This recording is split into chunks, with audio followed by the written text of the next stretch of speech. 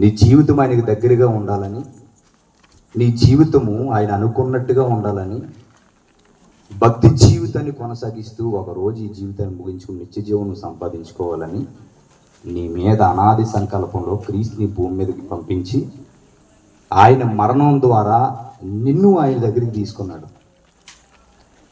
ఈ విషయం భక్తులైన మనకి అర్థం కావాలంటే ముందు మనమేంటో మనకు అర్థం కావాలి. మనమేంటో మనకు అర్థమైంది అనుకోండి, అప్పుడు దేవుడు ఏంటో మనకు అర్థమవుతుంది.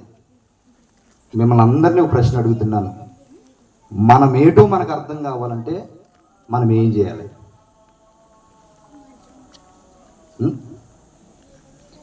మనం ఏంటో మనకు అర్థం అవ్వాలంటే మనం ఏం చేయాలి? మనం ఏంటో మనకు అర్థం కావాలంటే ముందు వాక్యం అర్థం కావాలి మనకి. వాక్యం నీకు ఎప్పుడు అర్థమైందో నీకు నువ్వు పరిచయం అవుతావు. నీకు నువ్వు ఎప్పుడైతే నువ్వు గుర్తించగలిగావో నిన్ను పుట్టించిన దేవుడు ఎవరో, ఆయన ఏం కోరిక కలిగి ఉన్నాడో తెలుస్తుంది. ఈ విషయం మీద అవగాహన కావాలంటే మీకు ఉదయకాలాన్ని చెప్పాను, దేవుని సన్నిధిలోకి వచ్చేటప్పుడు ఒక గంట యథార్థంగా పర్ఫెక్ట్గా ఉండండి. సేవకులు ఏ మాటలు మాట్లాడుతున్నా ఆ మాటలు వాళ్ళ హృదయాల్లోంచి వచ్చేటువంటి మాటలు అనుకోకండి. మా బ్రతుకుల్ని సరిదిద్ది ఆయన ఎదుట పరిశుద్ధులుగా నిర్దోషిగా నిలబెట్టడానికి సేవకుడు నిలబెట్టి దేవుడు మాట్లాడుకుంటాడని దైవవాకులుగా గుర్తించాలి విశ్వాసులు. ఈ విధానమైనటువంటి స్వభావం విశ్వాసులకు ఎప్పుడైతే వస్తుందో వారి జీవితాలు వాళ్ళకి అర్థమవుతుంటాయి. ఎందుకంటే వాళ్ళకి ఆ వాక్యం అర్థమవుతుంది కనుక. వారి జీవితాలు ఎప్పుడైతే వారికి అర్థమవుతుందో దేవుణ్ణి అర్థం చేసుకుని దేవుడి కొరకు బ్రతకడం ప్రారంభిస్తారు. కానీ మనం ఎందుకు బ్రతుకుతున్నామో మనకే తెలియదు. మీకు ఈరోజు అసలు మనం ఎందుకు బ్రతుకుతున్నాము, దేవుడు మనల్ని ఎందుకు పుట్టించాడు, దేవుడి కొరకు మనం ఏం చేయాలి, వీటి మీద ఒక అవగాహన మీకు కల్పించి దేవుడి కొరకు నిలబడటానికి మీకు చెప్పవలసిన మాటలు చెప్పి నేను సెలవు తీసుకుంటాను. దేవుడు ఒక మనిషికి అర్థం అవ్వకపోవడానికి గల కారణం ఏంటంటే మనం అర్థం అవ్వలేదని అర్థం. ఎందుకు అని అడిగితే మనం ఎందుకు బ్రతుకుతున్నామో మనకే తెలియదు. అదేంటండి, మా బ్రతుకుల్లో మేము ఎందుకు బ్రతుకుతున్నాము మీరెవరు చెప్పడానికి? మా బ్రతుకులు మేము ఎందుకు బ్రతుకుతున్నాము మీకేం తెలుసు? మాకు ఒక్కొక్కరికి ఒక గోల్ ఉంది, మాకు ఒక్కొక్కరికి ఒక్కొక్క పని ఉంది. వాటి ప్రకారంగానే మేము బ్రతుకుతున్నాము. మేము ఎందుకు బ్రతుకుతున్నామో తెలియదని మమ్మల్ని ఎలాగంటున్నారని మీరు అనొచ్చు నన్ను. మనం ఎందుకు బ్రతుకుతున్నామో తెలియదు అనడానికి ఉదాహరణ కొన్ని విషయాలు చెప్తాను, శ్రద్ధగా వినండి, జాగ్రత్తగా. వింటారమ్మా? అంటారా? పడుకుంటారా? అమ్మ వెనకాల అంటారా? చేయలేతుందో సార్ పడుకుని అన్నారేంటి అని దించండి సార్. వింటారు కాడి శ్రద్ధగా వినండి. మనం ఎందుకు బ్రతుకుతున్నాం అన్న విషయం మనకి ఎందుకు తెలియదని నేను అన్నానంటే, కొత్తగా వివాహమైనటువంటి భార్య భర్తలను ఒక పక్కకు తీసుకొచ్చి కూర్చోబెట్టి కొంతమంది పెద్దలను తీసుకొచ్చి పెద్దల దగ్గర నిలబెట్టి మాట్లాడినప్పుడు కొంతమంది పెద్దలు వాళ్ళు ప్రశ్నించి అడుగుతారు. ఏమని ప్రశ్నించి అడుగుతారంటే, మీరెందుకు ఈ భూమి మీద పుట్టారు అన్న విషయం ఒకరు మాట్లాడుకుని ఒక 5 నిమిషాలు టైం ఇస్తున్నాను మాట్లాడుకుని రండి అన్నారు అనుకోండి. ఈ కొత్తగా పెళ్ళైన భార్య భర్తలు అక్కడికి వెళ్ళి కూర్చుని మాట్లాడుకుని వస్తారు. ఆ మాట్లాడుకునేటప్పుడు వాళ్ళు మాట్లాడుకుంటారు, అవును కదా పెద్దలు అడిగారు, మనం ఎందుకు పుట్టాము అని అడిగారు ఆయన. అది ఏమన్నా మనకేమైనా తెలుసా అని భర్తను అడిగింది అనుకోండి భార్య. అప్పుడు భర్త భార్య వైపు సూటుగా చూసి చెప్తాడనమాట, నువ్వు ఎందుకు పుట్టావు అనుకుంటున్నావు? నా కోసం పుట్టావు నువ్వు. మరి నేనెందుకు పుట్టాను తెలుసా? నీకోసమే పుట్టాం. మన ఇద్దరు భూమి మీద ఎందుకు పుట్టామంటే నా కోసం నువ్వు, నీ కోసం నేను, మనం అందుకే పుట్టామంటారు. కొన్ని రోజులు అయిపోయి సంవత్సరం అయింది, సంవత్సరాలు గడిచింది, 2 సంవత్సరాలు అయింది. 2 సంవత్సరాలు అయిన తర్వాత భార్య భర్తలు తీసుకొచ్చి పెద్దల దగ్గర కూర్చోబెడితే పెద్దలు మరలా ఇదే ప్రశ్న అడిగారు అనుకోండి, మీరు ఎందుకు ఈ భూమి మీద పుట్టారు? మనం చెప్పారు కదా సమాధానం, ఇంకొక 10 నిమిషాలు పక్కకి వెళ్ళి మాట్లాడుకుని సమాధానం మాకు చెప్పండి అన్నారు అనుకోండి. మళ్ళీ భార్య భర్తలు పక్కకి వెళ్ళిపోతారు, వెళ్ళిపోయి మాట్లాడుకుని వస్తారు. మాట్లాడుకుని వచ్చినప్పుడు వాళ్ళు ఉంటున్నటువంటి ప్రేమానురాగాలు ఏవైతే ఉన్నాయో పిల్లలు పుట్టిన వెంటనే వాళ్ళ ప్రేమలు ఎక్కడికి పోతాయి? పిల్లల మీదకి వెళ్ళిపోతాయి. అప్పుడు భర్త భార్య ఈ విషయాలు ఆలోచించుకుని పెద్దల దగ్గరికి వచ్చి నిలబడి మాట్లాడారు అనుకోండి. అప్పుడు అడుగుతారు పెద్దలు, ఏమా నిర్ణయించుకున్నారా ఎందుకు పుట్టారు ఈ భూమి మీద మీరు అని అడిగితే, ఎందుకు బ్రతుకుతున్నారు అని అడిగితే అప్పుడు వాళ్ళు చెప్తారు, వీళ్ళ కోసమే కదయ్యా బ్రతకాలి మేము అన్నారట. ఎవరు? తల్లిదండ్రులు. ముందేమన్నారు? నేను పుట్టింది నీ కోసం, నువ్వు పుట్టింది నా కోసం అన్నారు. పిల్లలు పుట్టిన తర్వాత ఇప్పుడు బ్రతికేది వీళ్ళ కోసమే కదా అని మాట్లాడుతున్నారు. వీళ్ళు పిల్లలు పెరిగారు, పెద్దోళ్ళు అయ్యారు, ఉద్యోగాలు సంపాదించారు, వాళ్ళ రెక్కలు ముక్కలు చేసుకుని పిల్లల్ని ప్రయోజకులు చేశారు. చేసిన తర్వాత పిల్లలకి రెక్కలు వచ్చి ఎగిరిపోయే స్థితికి వెళ్ళిపోయారు. అమ్మ నాన్న ఈ స్థితిలో పెంచారన్న విషయం కూడా గ్రహించకుండా వాళ్ళకి నచ్చిన జీవితాన్ని వాళ్ళు ఎన్నుకున్నారు. తల్లిదండ్రులకి కన్నీళ్ళు మిగిలే. అలా మిగిలిన తర్వాత ఇదే పెద్దలు ఒకవేళ పిలిచి మీరు ఎప్పుడో మాట్లాడినటువంటి మాటలు ఇంకో 10 నిమిషాలు మాట్లాడుకుని పక్కకు పంపించారనుకోండి, మాట్లాడుకుని వచ్చిన తర్వాత ఏమంటారు తెలుసా? అమ్మా ఎందుకు బ్రతుకుతున్నారు మీరు అని ప్రశ్న అడిగారు అనుకోండి, వాళ్ళు ఏమంటారు తెలుసా? ఏదో బ్రతకాలి కాబట్టి బ్రతుకుతున్నామండి, అలాగా ఎప్పుడో చచ్చిపోదు, బ్రతకాలి కాబట్టి బ్రతుకుతున్నాం. పిల్లైన రోజు ఏమని మాట్లాడు, పిల్లలు పుట్టినప్పుడు ఏమని మాట్లాడు, వృద్ధాప్యంలోకి వెళ్ళిన తర్వాత ఏమని మాట్లాడు అంటే సందర్భాన్ని బట్టి నువ్వు ఎందుకు పుట్టావో మారుతుందా? సందర్భాన్ని బట్టి నువ్వు ఎందుకు బ్రతికేవో నీకు అర్థమవుతుందా? కాదు. ఎందుకంటే ఒక క్లారిటీ మనకు లేదు. ఈ భూమి మీద ఎందుకు పుట్టామో, మనం ఎందుకు పుట్టామో మనకు తెలియదు కనుక మనిషి తనకు నచ్చిన జీవితాన్ని కొనసాగిస్తున్నాడు ఈ భూమి మీద. అంటే వాడికి ఆన్సర్ తెలియదు. మనిషి జీవితం ఎందుకు ఈ భూమి మీద ఉన్నదన్న దానికి జవాబు తెలియాలంటే ప్రశ్నగా ఈ భూమి మీద బ్రతుకుతున్న నీకు జవాబు ఇవ్వడానికి 2000 సంవత్సరాల క్రితం ఈ భూమి మీదకి వచ్చాడు క్రీస్తు. ఆ క్రీస్తు దగ్గర నిలబడ్డ వాళ్ళు మేము ఎందుకు పుట్టామా అని వారికి అర్థమైపోయింది. బ్రతుకులు మేము ఎందుకు పుట్టామని అర్థమయ్యింది కనుక వాళ్ళ జీవితాలు చరిత్రలో ఇందులో హతసాక్షుడిగా అయిపోయినటువంటి వాళ్ళ వ్యక్తుల జీవితాలు రాయబడి ఉన్నాయి. మేము ఎందుకు పుట్టామని రాశారు వాళ్ళు. ఈ మాటలు నీకెందుకు వినిపిస్తున్నాడు తెలుసా? నీ పుట్టుక వెనకాల కూడా దేవుని సంకల్పం ఉంది. నువ్వు ఊరికి నీ భూమి మీద పుట్టలేదు. ఈ భూమి మీద ఉన్నటువంటి పరిస్థితుల్ని చూసి చాలా మంది జీవశాస్త్రాన్ని పట్టించినటువంటి కొంతమంది శాస్త్రవేత్తలు అధ్యయనం చేశారు ఈ భూమి మీద. అధ్యయనం చేసి ఈ భూమి మీద 84 లక్షల జీవరాశులు ఉన్నాయని చెప్పారు. ఎన్ని? 84 లక్షల జీవరాశులు. 84 లక్షల జీవరాశులు దేవుడు పక్కకు పెట్టి ఒక మనిషిని తీసుకొచ్చి ఏమన్నాడు తెలుసా? రే, ఈ 84 లక్షల జీవరాశులు నువ్వు లేవమంటే లేస్తే, కూర్చోమంటే కూర్చుంటాయి, నీ మాటకు భయపడి బ్రతుకుతాయి, నీ చేతికి అప్పగిస్తున్నాను, ఇవి నీ కాళ్ళు కింద పెడుతున్నాను, నువ్వే రాజువి, నువ్వేరు వేట్లిని అని 84 లక్షల జీవరాశుల్ని మన చేతికి అప్పగించాడు దేవుడు. ఎందుకని? నువ్వు వాటికన్నా గొప్పవాడు అని, నువ్వు వాటికన్నా శ్రేష్ఠుడు అని, గొప్పవాడని నీ చేతికి ఇచ్చాడు. నువ్వు గొప్పవాడివి అనడానికి ఉదాహరణ ఏంటో తెలుసా? దేవుడు ఈ సృష్టిని తయారు చేయడానికి పట్టిన కాలం 6 దినాలు. అంతేనమ్మా? మరి నిన్ను కలిగి చేయడానికి పుట్టే టైం ఎంతో తెలుసా? చేసే టైము 9 నెలలు పడుతుంది ఒక మనిషిని తయారు చేయడానికి. ఒక మనిషిని ఈ భూమి మీద పుట్టించడానికి 9 నెలలు పడుతుంది. ఈ యావత్ సృష్టిని కలిగించడానికి దేవుడికి పట్టిన టైం 6 దినాలు. నిన్ను పుట్టించడానికి 9 నెలలు పడుతుంది. అంటే వీటికన్నా నీ నిర్మాణం, నీ జీవితం చాలా గొప్పది. ఈ గొప్పదైన జీవితం గురించి భక్తులు మనమేటో మనకు అర్థం అవ్వలేకపోయి ఇష్టానుసారంగా బ్రతుకుతుంటే, నేను పుట్టించినటువంటి పరిస్థితిని బట్టి చెడిపోయి లోకంలో మనకు నచ్చిన జీవితాన్ని జీవిస్తుంటే మనం చూసి బాధపడి పరలోకమన్నటువంటి దేవుడు పరిశుద్ధాత్మ చేత ప్రేరేపింపబడినటువంటి భక్తులు రాసినటువంటి లేఖనాల్లో నువ్వెందుకు ఈ భూమి మీద పుట్టావన్న విషయాన్ని చెప్పారు వాళ్ళు. ఆ సందర్భాలను మనం చూడాలంటే జాగ్రత్తగా చూడండి. అపోస్తలుడైన పౌలు ఎఫెసీ పత్రిక రాస్తూ, ఎఫెసీ సంఘానికి పత్రికను రాస్తూ ఏమని చెప్పాడు జాగ్రత్తగా చూడండి ఒకసారి.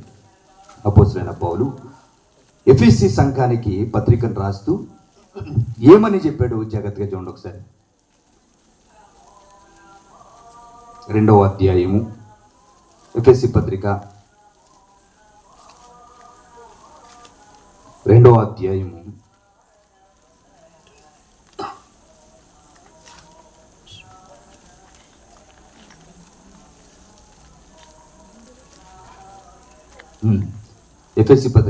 2వ అధ్యాయము 10వ వచనం దగ్గర నుంచి జాగ్రత్తగా చూడండి.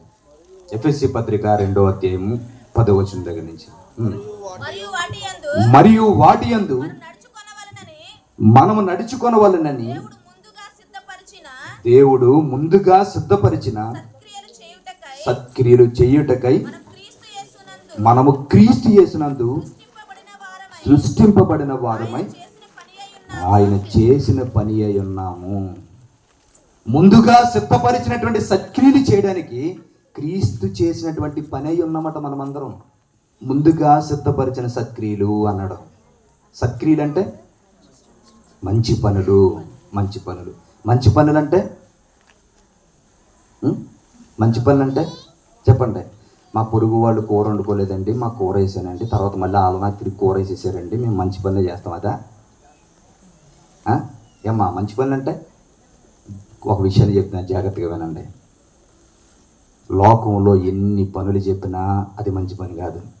బైబిల్ ఒక మనిషి ఇలా చెయ్యి అంటే దాన్ని చేస్తే అది మంచి పని. ఎందుకంటే బైబిల్కి మించిన మంచి ఈ భూమి మీద ఎక్కడ లేదు. ఇప్పుడు ముందుగా సిద్ధపరిచిన సత్క్రియలు, ముందుగా సిద్ధపరిచిన సత్క్రియలు, ముందుగా సిద్ధపరిచిన సత్క్రియలు అంటే అర్థం ఏంటో తెలుసా? ముందుగా ఎప్పుడు ముందుగానది? ఎప్పుడు ముందుగానంటే నేను నా తల్లి గర్భములోనికి నేను రాకముందే నా గురించి దేవుడు ఒక స్టోరీ రాసేసుకున్నాడు. వాడు పుట్టాలి ఈ భూమి మీద, నా గురించి తెలుసుకోవాలి, ఇలా బ్రతికి అనేక మందిని బ్రతికించడానికి ఆ మాటలు చెప్పాడు, జీవితం ముగించేసుకోవాలి రాసేసాడు. అలా ప్రతి ఒక్కరి జీవితాల్లో కూడా ముందుగా సిద్ధపరిచిన సత్క్రియలు. మీరు ఎలా చెప్తున్నారండి మాకు ఎలాగ రాసాడని? మీరు ఎలా చెప్పగలుగుతున్నారు? మా జీవితాల్లో కూడా దేవుడు ఒక స్టోరీ రాసుకుని ఇలా బ్రతకడానికి చెప్పాడు అనడానికి మీకు రుజువులేంటి? మీరు ఎలా చెప్పగలరు? ప్రతి ఒక్కరి జీవితాలను కూడా దేవుడు అనుకున్నది ఒకరు రాసుకుని ముందుగా మళ్ళీ పుట్టిస్తున్నాడా? మీరు ఎలా చెప్పగలరు అని అడిగితే నేను ప్రశ్న అడుగుతాను, సమాధానం చెప్పండి. మనిషి ఆయుష్ కాలం ఎంత? ఎన్ని సంవత్సరాలు? 70 సంవత్సరాలు. అధిక బలం ఎడల 80 సంవత్సరాలు. అవునే కదా? మనకి అందరికీ బాగా తెలుసు. అమ్మ మీరు ఆగిపోయి వెనక రోజు చెప్పండి ఒకసారి. ఎన్ని సంవత్సరాలమ్మా? 30? చెప్పండి, గట్టి చెప్పండి అందరూ. ఇక్కడ చెప్పారు కదా, పేపర్ రిలీజ్ అయిపోయిందా, లీక్ అయిపోయింది, అప్పుడు చెప్పండి. 70 80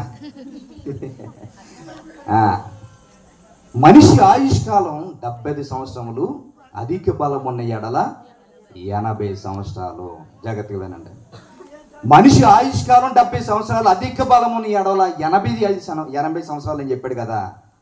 ముందుగా సిద్ధపరిచినటువంటి సత్క్రియలు చేయడానికి మనల్ని పుట్టించాడని అంటున్నావు కదా, మమ్మల్ని కూడా అలాగే పుట్టించాడా అని అడిగితే దానికి రుజువు ఏంటంటే, ఇప్పుడు మీ ఆయుష్ కాలం ఎంత అని అడిగాను?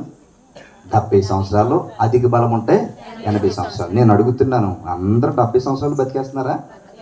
ఏమ్మా లేదా? బ్రతకడం లేదు. అందరూ 80 సంవత్సరాలు బ్రతికేస్తున్నారు ఆరోగ్యంగా ఉంటే? లేదు, బ్రతకడం లేదు. 70 సంవత్సరాలని దేవుడు చెప్పాడు, కానీ 70 సంవత్సరాలు బ్రతకడం లేదు. 80 సంవత్సరాలని చెప్పాడు, 80 సంవత్సరాలు బ్రతకలేదు. మరి ఎలా బ్రతుకుతున్నారు మనిషి?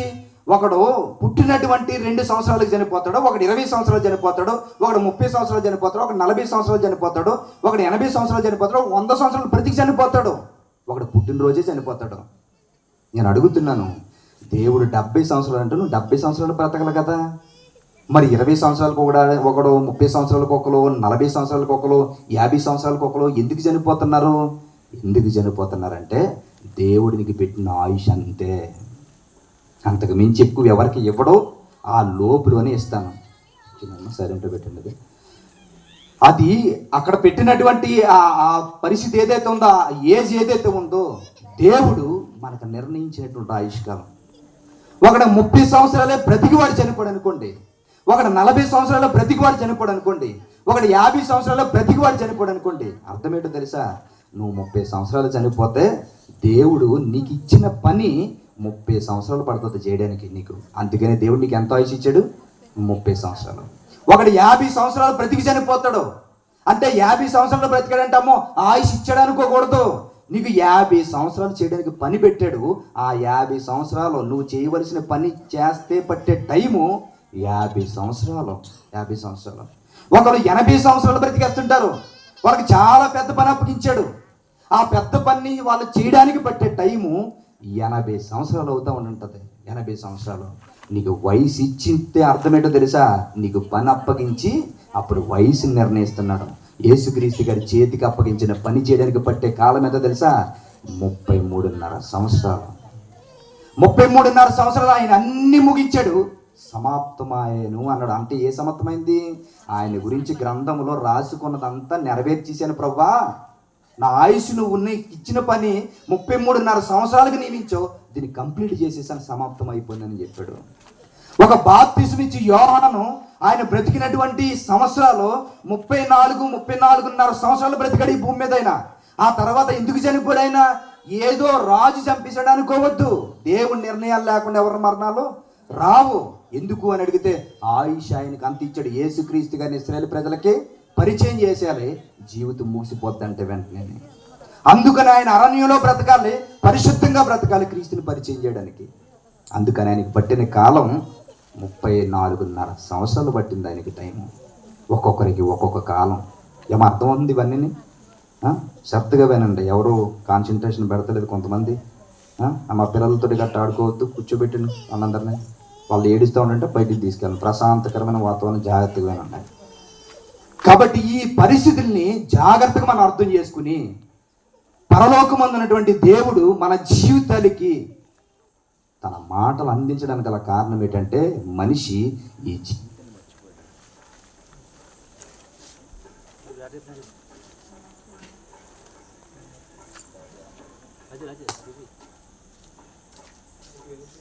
బ్యాటరీ అయిపోయింది.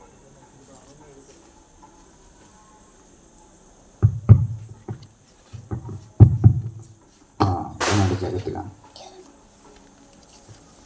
ఈ భూమి మీద బ్రతుకుతున్న మనిషి దేవుని ఇంత సంకల్పాన్ని మర్చిపోయి బ్రతుకుతున్నాడు. మనిషి ఇంత సంకల్పం మర్చిపోయి బ్రతుకుతుంటే దేవుడు మనిషిని చూసి బాధపడుతున్నాడండి. దేవుడు మనిషిని చూసి బాధపడుతున్నాడు. ఆ బాధపడి హృదయంలో నొచ్చుకుపోయాడు కనుక ఈ విషయాలు మనకి తెలియజేయాలనుకున్నాడు. మనం ఏమనుకుంటున్నామంటే పొద్దున్న లేచిన దగ్గర నుంచి రాత్రి పడుకునేంత వరకు మన తలంపులు, మన ఆలోచనలు అవన్నీ కూడా ఈ లోక సంబంధంగానే ఉంటాయి. ఎలాగుంటాయి అని అడిగితే చెబుతున్నాను, జాగ్రత్తగా ఉండండి. ఉదయాన్నే లేచారనుకోండి, ఏం ఆలోచిస్తారు చెప్పండి? బ్రష్ చేసేసుకున్న తర్వాత ఏం టిఫిన్ వండుకుందాం అనుకుంటారు లేదా? ఏం టిఫిన్ వండుకుందాం అనుకుని అమ్మయ్య ఆకలి వేసింది, టిఫిన్ తినేసానని ఊరుకుంటారా?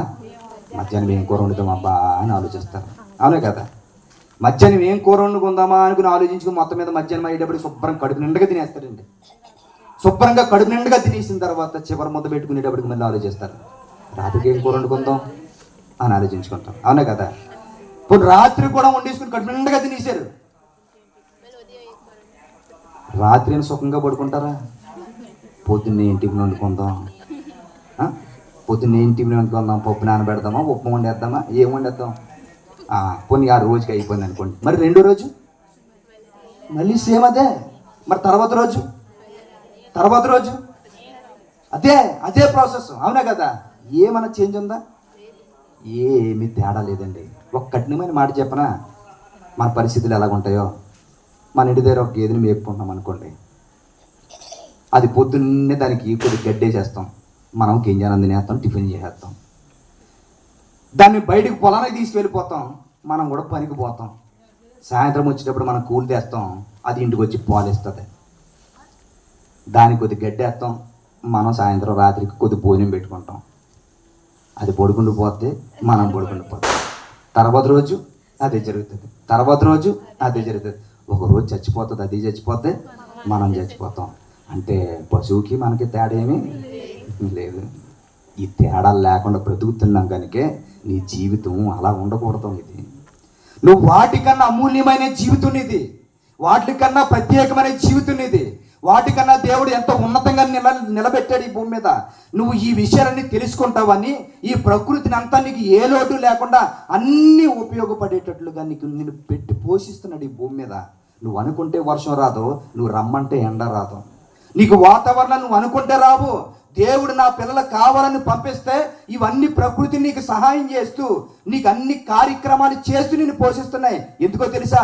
ఏ రోజుకైనా నేను ఏ పెట్టుబడి పెట్టకుండా ఈ ఉచితంగా వస్తున్నా ఎవరిస్తారో అనుకుని ఒక రోజు నువ్వు ఆలోచిస్తావు అనుకుని దేవుడు ఇస్తున్నాడు. కానీ మనమేం ఆలోచించాం తెలుసా? పట్ట పొలాలు వేసుకునేటప్పటికి వర్షం రాకపోతే సీరియస్గా ఆకాశంగా చూస్తాం.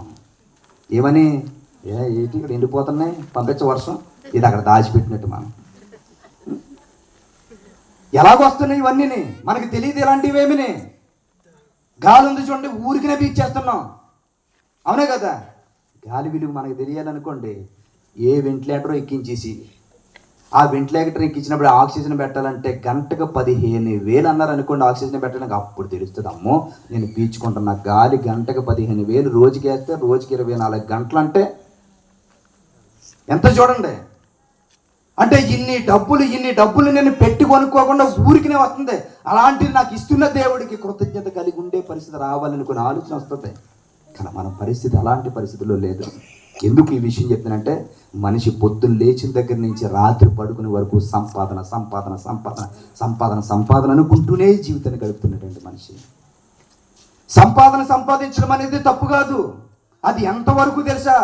దేవుడు నీ పట్ల ఉన్నటువంటి సంకల్పాన్ని మర్చిపోయి సంపాదన సందర్లో వెళ్ళిపోయేంత స్థితిలోనికి వెళ్ళకూడదు. దేవుని సంకల్పం నెరవేర్చడానికి నువ్వు బ్రతుకుండాలి కనుక బతుకు తెరువు మనకే అవసరం. కానీ దేవుడి గురించి బ్రతకాలన్న దానికి బ్రతుకు తెరవని ఆలోచించడం లేదు మనిషి. నా బ్రతుకు తెరువుకి దేవుడైనా సహాయం చేస్తాడని అలా వస్తున్నాం దేవుడి దగ్గరికి మనం. అందుకు కాదు నిన్ను పిలిస్తే దేవుడు.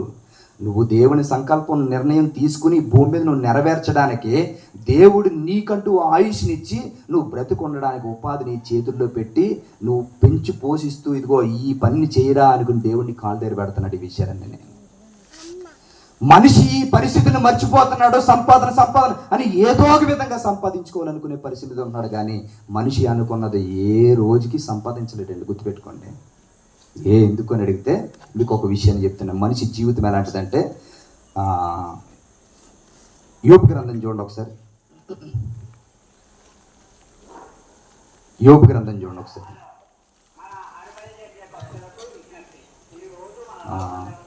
యోబు గ్రంథం కాదు, సామెతల గ్రంథం చూడండి. సామెతల గ్రంథం. మహాజ్ఞాని మనుషుల జీవితాలు ఎలాంటివో చెబుతున్నాడు చూడండి. ఎందుకు దేవుని సంకల్పాన్ని మనం గుర్తించలేకపోతున్నామంటే దానికి గల కారణం చెప్తున్నాడు చూడండి ఒకసారి. సామెతల గ్రంథము 27వ అధ్యాయము.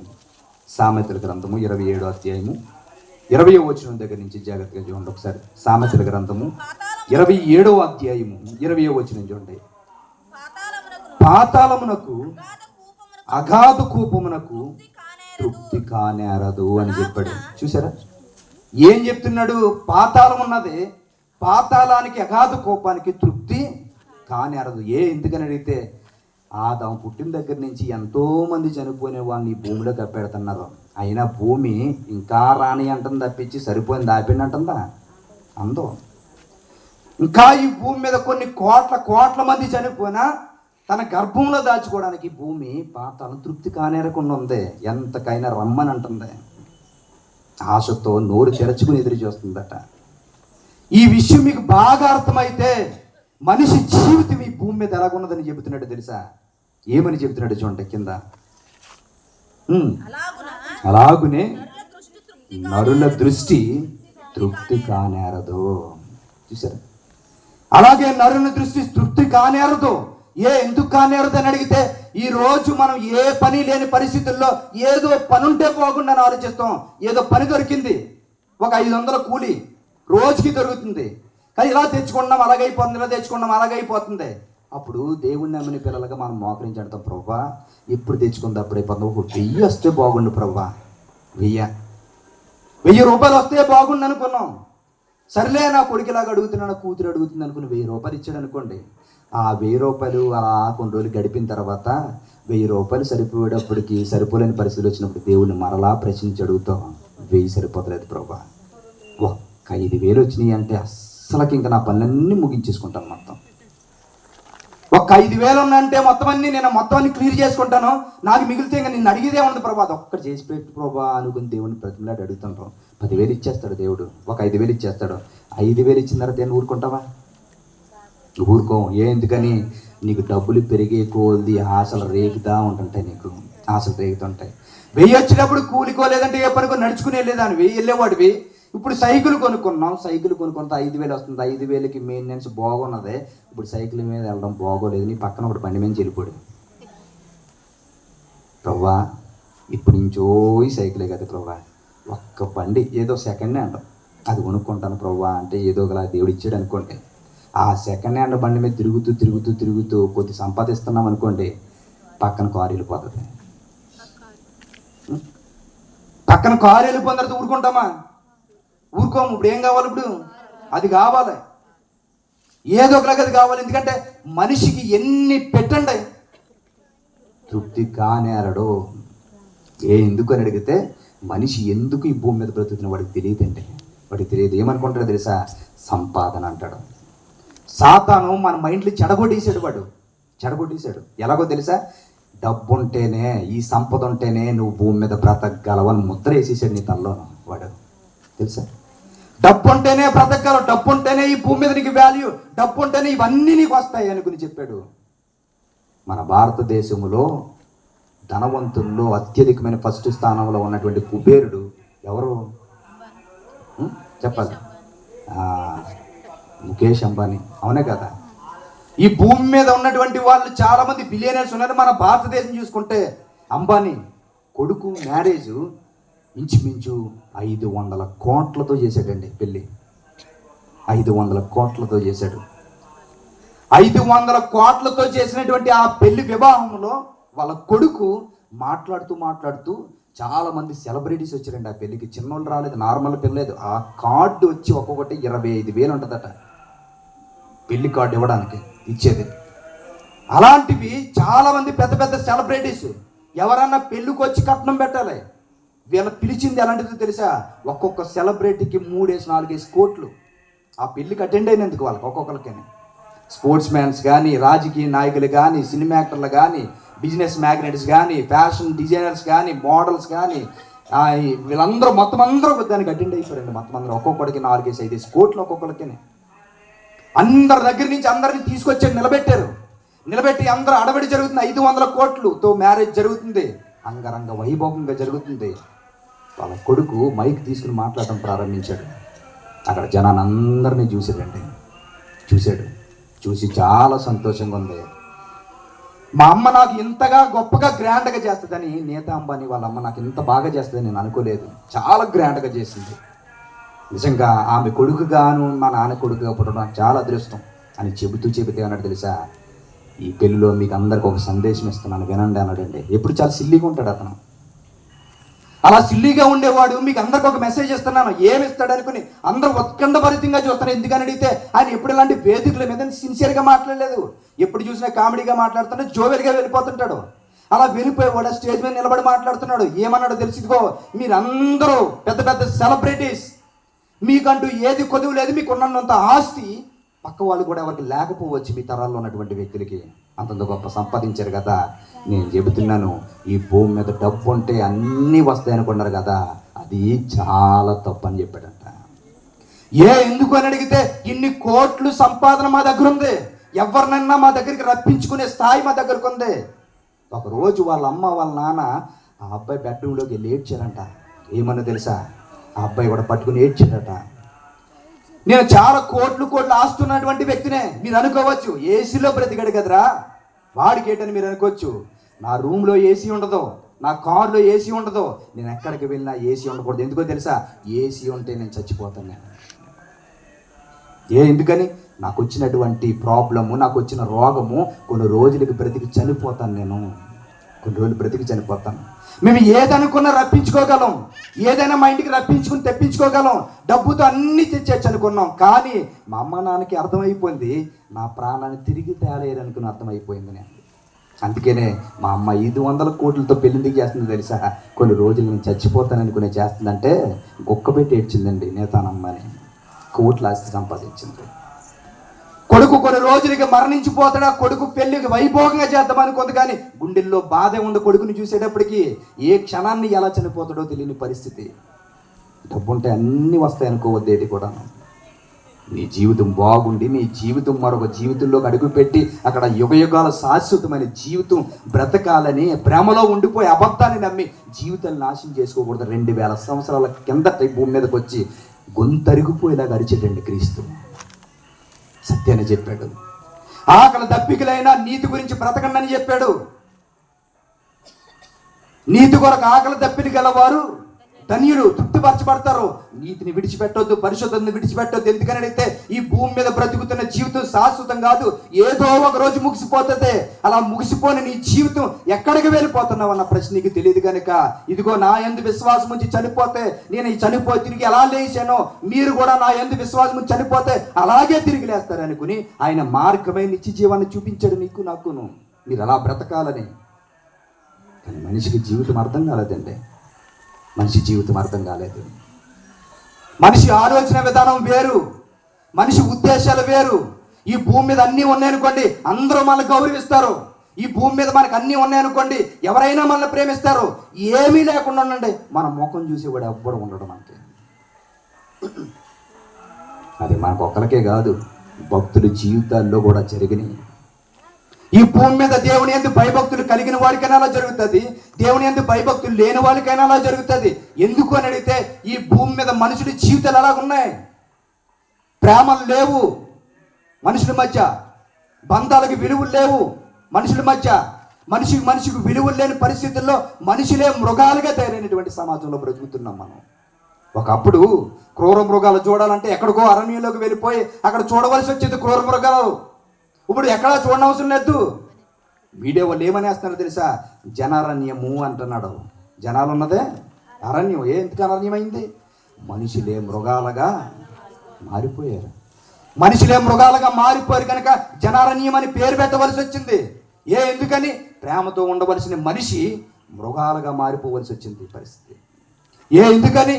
మనిషి జీవితంలో వాక్యం లేదు, మనిషి జీవితంలో దేవుని భయం లేదు, మనిషి జీవితంలో దేవుని పెట్టినటువంటి భక్తి లేదు, మనిషి జీవితంలో దేవుడు చూపించమన్న ప్రేమ లేదు. అవి లేవు కనుకే మంచి అన్నది ఏ కొసాన్న లేకపోవడం వల్ల మనిషి మానవత్వాన్ని మర్చిపోయి మృగతత్వంలోనికి వెళ్ళిపోయాడు. ఈనాటికి కూడా అలాగే బ్రతుకుతున్నారు. అలాంటి పరిస్థితుల్లో మనకి చెప్పేది తెలుసా? ఇదిగో ప్రతి మనిషి జీవితంలో కూడా దేవుడు అంటే ఏంటో తెలుసుకుని భూమి మీద బ్రతికితే వాడి లైఫ్ని ఎలా కొనసాగించుకోవాలో వాడికి అర్థమైపోతుంది అని చెప్పేదండి. పరలోకంలో ఉన్నటువంటి దేవుడు ఈ భూమి మీద కొంతమందిని ఏర్పాటు చేసుకున్నాడు. అలా ఏర్పాటు చేసుకున్న వారి జీవితాలు మచ్చుకు చూడమని చెబుతున్నాడు మనకి. ఎలాంటివో తెలుసా జీవితాలు? అబ్రహాం ఉన్నాడు కదా, అబ్రహాం ఎవరు? అబ్రహాం ఎవరు? అబ్రహాం విశ్వాసులకి తండ్రి, విశ్వాసులకి తండ్రి అబ్రహాము. అలాంటి అబ్రహాముని ఒక రోజు దేవుడు పిలిచి అబ్రహాముని ఏమన్నాడు తెలుసా? అబ్రహాము, నీకు ఒక దేశాన్ని నీ పేరు మీద రాస్తున్నానని ఇచ్చేసాడంటే, ఇల్లు కాదు, 1 ఎకరం భూమి కాదు, దేశమే ఆయన పేరు పెట్టాడట. దేశమే ఆయన పేరుని పెడితే దేవుడు అన్న మాట కట్టుబడి వెళ్ళిపోయాడు. వెళ్ళిపోయిన తర్వాత ఆయనకి ఇచ్చిన ఆస్తి ఇంతంతా కాదు, అనుకున్న వాగ్దాన దేశంలోనికి చేరేరు కొన్ని సంవత్సరాల తర్వాత. అలా వెళ్ళిన తర్వాత ఆయనతో పాటు ఆయన వెనకాల ఉన్న వాళ్ళు అందరూ పెద్ద పెద్ద బిల్డింగులు కట్టుకుంటే ఈయన మాత్రం టిక్కు అని కొట్టుకున్నాడట. అబ్రహాం అడిగాడట దేవుడు, ఏమని తెలుసా? అబ్రహాము, దేశం ఇచ్చాను, నీకు ఆస్తికి లోటు లేకుండా చేశాను, నీకు కావలసినవన్నీ నీ కాళ్ళ దగ్గర పెట్టాను. మరి మీ పక్కన ఉన్న పని వాళ్ళే అంతంత పెద్ద పెద్ద ఇల్లులు కట్టుకుంటున్నప్పుడు నీకేమైందయ్యా? ఒక పెద్ద ఇల్లు కట్టుకోవచ్చు కదా, నీకు ఈ దేశమే నీ పేరు మీద ఉంది కదా అని అడిగితే అప్పుడు అబ్రహాము దేవుడితో మాట్లాడాడట, అయ్యా నేను యాత్రికుడిని, పరదేశిని, ఈ భూమి మీద కొన్ని రోజులే ఉంటాను, ఈ భూమి మీద ఉన్నటువంటి కొన్ని రోజుల్లో నా జీవితం ముగించుకుని వెళ్ళిపోతాను, నాకు ఈ భూమి మీద ఉన్నది వద్దయ్యా, ఏదో ఒకలాగా డేరాలో బ్రతికేస్తాను. ఈ 60, 30, 40, 70 సంవత్సరాలు నువ్వు బ్రతికేస్తే 100, 110, 120 సంవత్సరాలు బ్రతికేస్తాను నీ గురించి డేరాల్లో. కానీ నా కోరిక ఏంటో తెలుసా? నీ చేతులతో కట్టిన ఇల్లు కావాలయ్యా నాకు, నీ చేతులతో కట్టిన ఇల్లు. నేను కట్టుకున్న దాన్ని ఒకవేళ 300, 400 సంవత్సరాలు ఉన్నా దాని దగ్గర నేనుండను, నీ దగ్గరికే రావాలి. ఆ రోజు నువ్విచ్చే ఇల్లు నాకు ఇస్తే యుగ యుగాలు నేను బ్రతుకుంటాను గనక దేవుడు దేనికి నిర్మాణకుడిని శిల్పి అయి ఉన్నాడు, ఆ పురాతనమైన పట్టణముల గురించి అబ్రహాము ఎదురు చూచుచుండెను అని రాశాడు అందులో. ఈరోజు ఈ విషయం నీకు అర్థమైతే పరలోకమందున్నటువంటి దేవుని యొక్క ఆలోచన విధానం మన ఆలోచన విధానానికి భిన్నంగా ఉంటుంది. దాన్ని నువ్వు గ్రహిస్తే చాలా అద్భుతంగా ఉంటుంది నీ లైఫ్. అది మనుషుల జీవితాలు ప్రశాంతత కోల్పోవడానికి గల కారణాలు ఏంటి తెలుసా? మనుషులు భ్రమలో బ్రతుకుతున్నారంటే, మనుషులు భ్రమలో బ్రతుకుతున్నాడు. ఆ భ్రమలో బ్రతకడానికి గల కారణం ఏంటి తెలుసా? వాడి కోరికలకి అంతం లేదట, వాడి ఆశకు తృప్తి లేదట, వాడి ఆలోచనలకి కళ్ళు వేసుకునే పరిస్థితిలో వాడు లేడని చెబుతున్నాడు. అని అడిగితే మనుషుల మైండ్ సెట్ అలాంటిదండి. ఎలాంటిదో తెలుసా? మనుషుల మైండ్ సెట్ ఎలా ఉంటుందో తెలుసా? జాగ్రత్తగా చెప్తున్నాను వినండి, జాగ్రత్తగా చెప్తున్నాను వినండి. ఎప్పుడైనా మీరందరూ పనిలోకి వెళ్ళారనుకోండి, రోడ్డు మీదకి వెళ్తున్నప్పుడు, ఆ పనిలోనికి వెళ్తున్నప్పుడు మంచి ఎండ వస్తుంది అనుకోండి. మంచి ఎండ కాస్తున్న సమయంలోనే ఆ పొలాల్లోనికి వెళ్ళి ఆ వరి మొక్కలు పాతుతున్నారనుకోండి, గుచ్చుతున్నారనుకోండి, అది ఊడ్పంటారు కదా, అది చేస్తున్నారనుకోండి. అలా చేసినప్పటికి ఎండ మీ మేపడినప్పుడు ఎలా ఉంటుంది చెప్పండి? బాగుంటుందా కష్టంగా ఉంటుందా? అవునా కదా, కష్టంగా ఉంటుంది. అప్పుడు అలా ఒళ్ళంతా ఎండకి అలాగ అయిపోయి చాలా బాధపడిపోయే పరిస్థితుల్లో ఆ ఎండకు తట్టుకోలేక ఆ చెమట ఇలా తుడుచుకుంటున్న సమయంలో రోడ్డు వైపు చూశారు. ఒకడు నల్లగా ఉండే ఒక బెంజ్ కారులో మంచి బ్లాక్ స్పెట్స్ పెట్టుకుని ఏసీ వేసుకుని అలాగే వెళ్ళిపోతున్నాడు అనుకోండి. ఈ పొలంలో అప్పటి వరకు ఇబ్బందులు పడ్డా కూడా అని చూసి ఏమనుకుంటారు చెప్పండి? ఏం జీవితం రాడితే, పుడత ఎలా బ్రతకాలి, ఈ జీవితం ఏంటి ఇలా, ఈ బాధలు కష్టాలు, ఈ మట్టి చెమట, ఈ జీవితం ఏంటి వాళ్ళకి? ఆడిది లైఫ్ అంటే, అది జీవితం అంటే. చూడు ఎంత చక్కగా హ్యాపీగా పెంచుకోరులో వెళ్ళిపోతున్నాడు అనుకుని మాట్లాడతాం, అవునే కదా. ఆ పని అంతా చేసిన తర్వాత కొద్ది బ్రేక్ ఇచ్చిన తర్వాత ఆ గింజనమో ఏదో తినేసి ఒక తాడి చెట్టు కింద, ఒక చెట్టు కింద ఒక టవల్ గట్టి మీద వేసుకుని అలా పడుకుని పోతాడండి. ఆ పడుకుని పోయినప్పుడు నిద్ర మత్తుగా పడేస్తుంది. ఈ చెయ్యి అలా వదిలేస్తాడో, ఆ కాలు అలా వదిలేస్తాడో, అలా పడుకుని పోయి ఏం జరుగుతుందో తెలకుండా అంత అలా పడుకుని పోతుంటాడు. అదే పెంచుకోరులో ఉన్నవాడు ఈయన చూస్తాడు, ఇన్ని కోట్లు వస్తుంది కారులో ఉన్నాను, ఆడిది జీవితం అంటే అన్ని మర్చిపోయి అలా పడుకున్నాడు రా సుఖంగా అని బెంచ్ కారులో ఉన్నవాడు చూస్తాడు. ఎందుకు నీకు వాడు చెప్పనా? వాడికి సుఖం ఉండదు. కూలి పని చేసేవాడి దగ్గర నుంచి కోటులు పడగెత్తేంత వరకు ఉన్నవాడు కానీ, కూటికి గతి లేని వాడి దగ్గర నుంచి కోటికి పడగెత్తిన వాడి దగ్గర ఎవరైనా సామాన్య నుంచి సామంతుడి వరకు సుఖం లేకుండానే బ్రతకాలి ఈ భూమి మీద. ఎందుకో తెలుసా? ఈ సుఖము, నష్టము, కష్టము, బాధలు, కన్నీళ్ళు, నవ్వు, సంతోషం దేవుడే పెట్టాడు నీకు, దేవుడే పెట్టాడు. ఎందుకో తెలుసా? ఈ భూమి మీద నీకు కష్టం వచ్చినప్పుడు, కన్నీళ్ళు వచ్చినప్పుడు పాఠాలు నేర్చుకోవాలి. ఇందులో నువ్వు ఆనందపడుతున్నప్పుడు ఇలాంటి ఆనందం జీవితంలో ఉంటే బాగుంటుందని నీకు రుచి తెలియాలది. ఆ ఆనందం నీకు యుగ యుగాలు కావాలని కోరుకోవాలి. అలా కోరుకోవాలంటే ఈ భూమి మీద నువ్వు దేవుడి కోసం ఏదో పని చేయాలని ఎన్నో పాఠాలు నేర్చుకుని సాటి సహోదరుని ప్రేమించే స్థితిలోనికి నువ్వు వెళ్ళిపోవాలనుకునే ఈ కష్టాలు ఎలాగొస్తాయి? సాటి సహోదరుని నువ్వు ప్రేమించాలంటే నీకు కష్టమే రావాలి. అదేంటండి ప్రేమించడానికి కష్టమే ఎలాగ రావాలి అని అడిగితే, దేవుడు నీకు నేర్పిస్తున్న పాఠాలు ఎలాగుంటాయో తెలుసా? ఒకరోజు నీ కడుపు నిండగా ఉండేటువంటి పరిస్థితి లేకుండా ఆకలి బాధలతో వెళ్ళే స్థితి నీకు రప్పించేస్తాడు. ఆకలి బాధలతోటి ఒకరోజు ఆకలి బాధలతో ఉన్నప్పుడు దేవుడు నాకెందుకు ఈ స్థితి పెట్టాడని ఏడవడానికి పెట్టలేదు నీకు. అది నీకు ఆ స్థితి ఎందుకు పెట్టాడో తెలుసా? ఒక రోజు సంతృప్తి పరచబడే రోజు వస్తుంది. ఆ రోజు కడుపు నిండిన తర్వాత నువ్వు ఉన్నతమైన స్థితిలోకి వెళ్ళిన తర్వాత ఆకలన్న వాడు ఏడుస్తూ ఉంటున్నప్పుడు పరుగు మీద వెళ్ళి వాడికి కడుపు నిండగా అన్నం పెడతావు. ఎందుకు పెట్టావు తెలుసా? పక్కన వాళ్ళు అంటారు, ఎందుకు అడిగి పెట్టావంటే, రే ఆకలి బాధ ఏటో నాకు తెలుసు, నాకు తెలుసు. నీకు తెలిస్తేనే ఎదుటివాడిని ప్రేమించగలవు, నిన్ను వల్లే పొరుగు వాడిని ప్రేమించగలవు.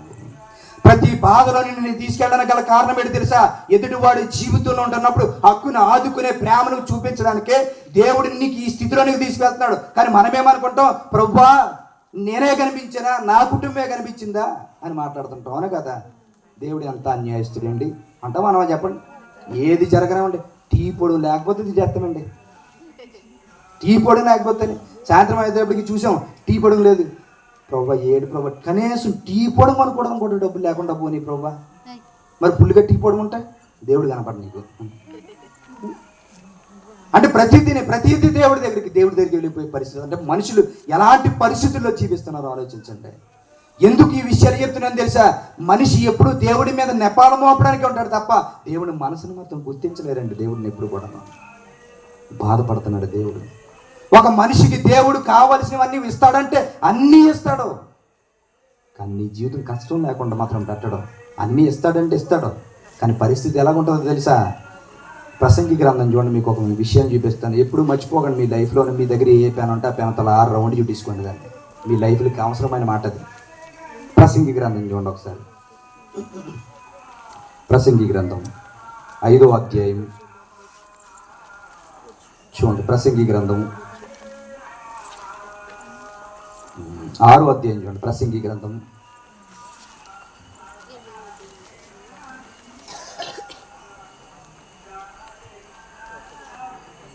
6వ అధ్యాయము 1వ వచనం దగ్గర నుంచి అయితే చూడండి. ఏమని చెప్తున్నాడు చూడండి.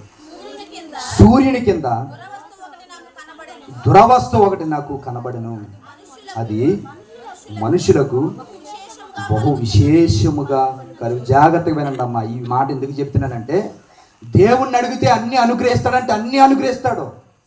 ఎవరికైనా అన్ని అనుగ్రహిస్తాడు. నువ్వు నిజంగా యథార్థంగా నీతిగా ఉండి దేవుడి దగ్గర మోకరించి అడిగితే నీ కన్నీళ్ళు చూసి నీకు అన్నీ రప్పిస్తాడు. కానీ ఇక్కడ ఉన్న వాస్తవం తెలియాలి ప్రతి ఒక్కరికి. లైఫ్ ఏంటో నీకు అర్థమైపోతుంది. నువ్వు ఏది అడిగినా దేవుడు నీకు ఇస్తాడని చెప్తే ఏమన్నాడు చెప్పండి. ఏమనగా దేవుడు ఒకడికి ధనధాన్య సమృద్ధిని అనుగ్రహించును, అతడు ఏమి కోరినను అతడికి తక్కువ కాకుండా. అమ్మా బాగా చదవాలమ్మా. ధనధాన్య సమృద్ధిని ఘనతను అనుగ్రహించును, అతడు ఏమేమి కోరినను అది అతనికి తక్కువ కాకుండా అనుగ్రహించును. అయినను చూడండి ఏమని చెప్తున్నాడు. అన్ని ఏది కావద్దు అవన్నీ తక్కువ కాకుండాను అయినను దానిని అనుభవించుటకు నువ్వు ఏది కావద్దు అది ఇస్తాడట. డబ్బు కావద్దు డబ్బు, బంగారం కావద్దు బంగారం, కోట్ల ఆస్తి కావద్దు కోట్ల ఆస్తులు. ఇవన్నీ నీ దగ్గర పెట్టిన తర్వాత దేవుడు అన్నాడు తెలుసా, నువ్వు అడిగినవన్నీ నీకు ఇస్తాను. కానీ దేవుడు అన్నాడు తెలుసా, దాన్ని అనుభవించడానికి శక్తి మాత్రం ఇవ్వను. అన్నీ ఉన్నాయండి వీడికి. షుగర్ అండి స్వీట్లు తినకూడదండి అంటాడు. నువ్వేం తింటావు ఇంకా? అదొందమ్మా. నీకు కావాల్సిన అన్నీ పెడతాడు దేవుడు, నువ్వు కావాల్సిన అన్నీ ఇస్తాడు. కానీ అన్నీ ఇచ్చి అనుభవించనివ్వనని చెప్పాడు దేవుడు. ఇక్కడ అనుభవించడానికి మాత్రం సెలవు ఇవ్వడట. ఎందుకని? నీకు బాధ ఏంటో తెలియాలి. ప్రతి ఒక్కడి జీవితంలో ఇదే జరుగుతుంది. దేవుడు కోరుకున్న ప్రతి దాన్ని వాడు కష్టంతో సంపాదించుకున్న ప్రతి దాన్ని తెచ్చుకుంటాడు. కానీ అన్నీ అనుభవించడానికి దేవుడు వాడికి చాయిస్ మాత్రం ఇవ్వడం. ఎందుకని అయితే అమ్మ కొద్దిగా చికెన్ వేసుకో అన్నాం అనుకోండి, అరగదలండి తినలేనప్పుడు అంటాడు. కోట్ల వస్తుంది.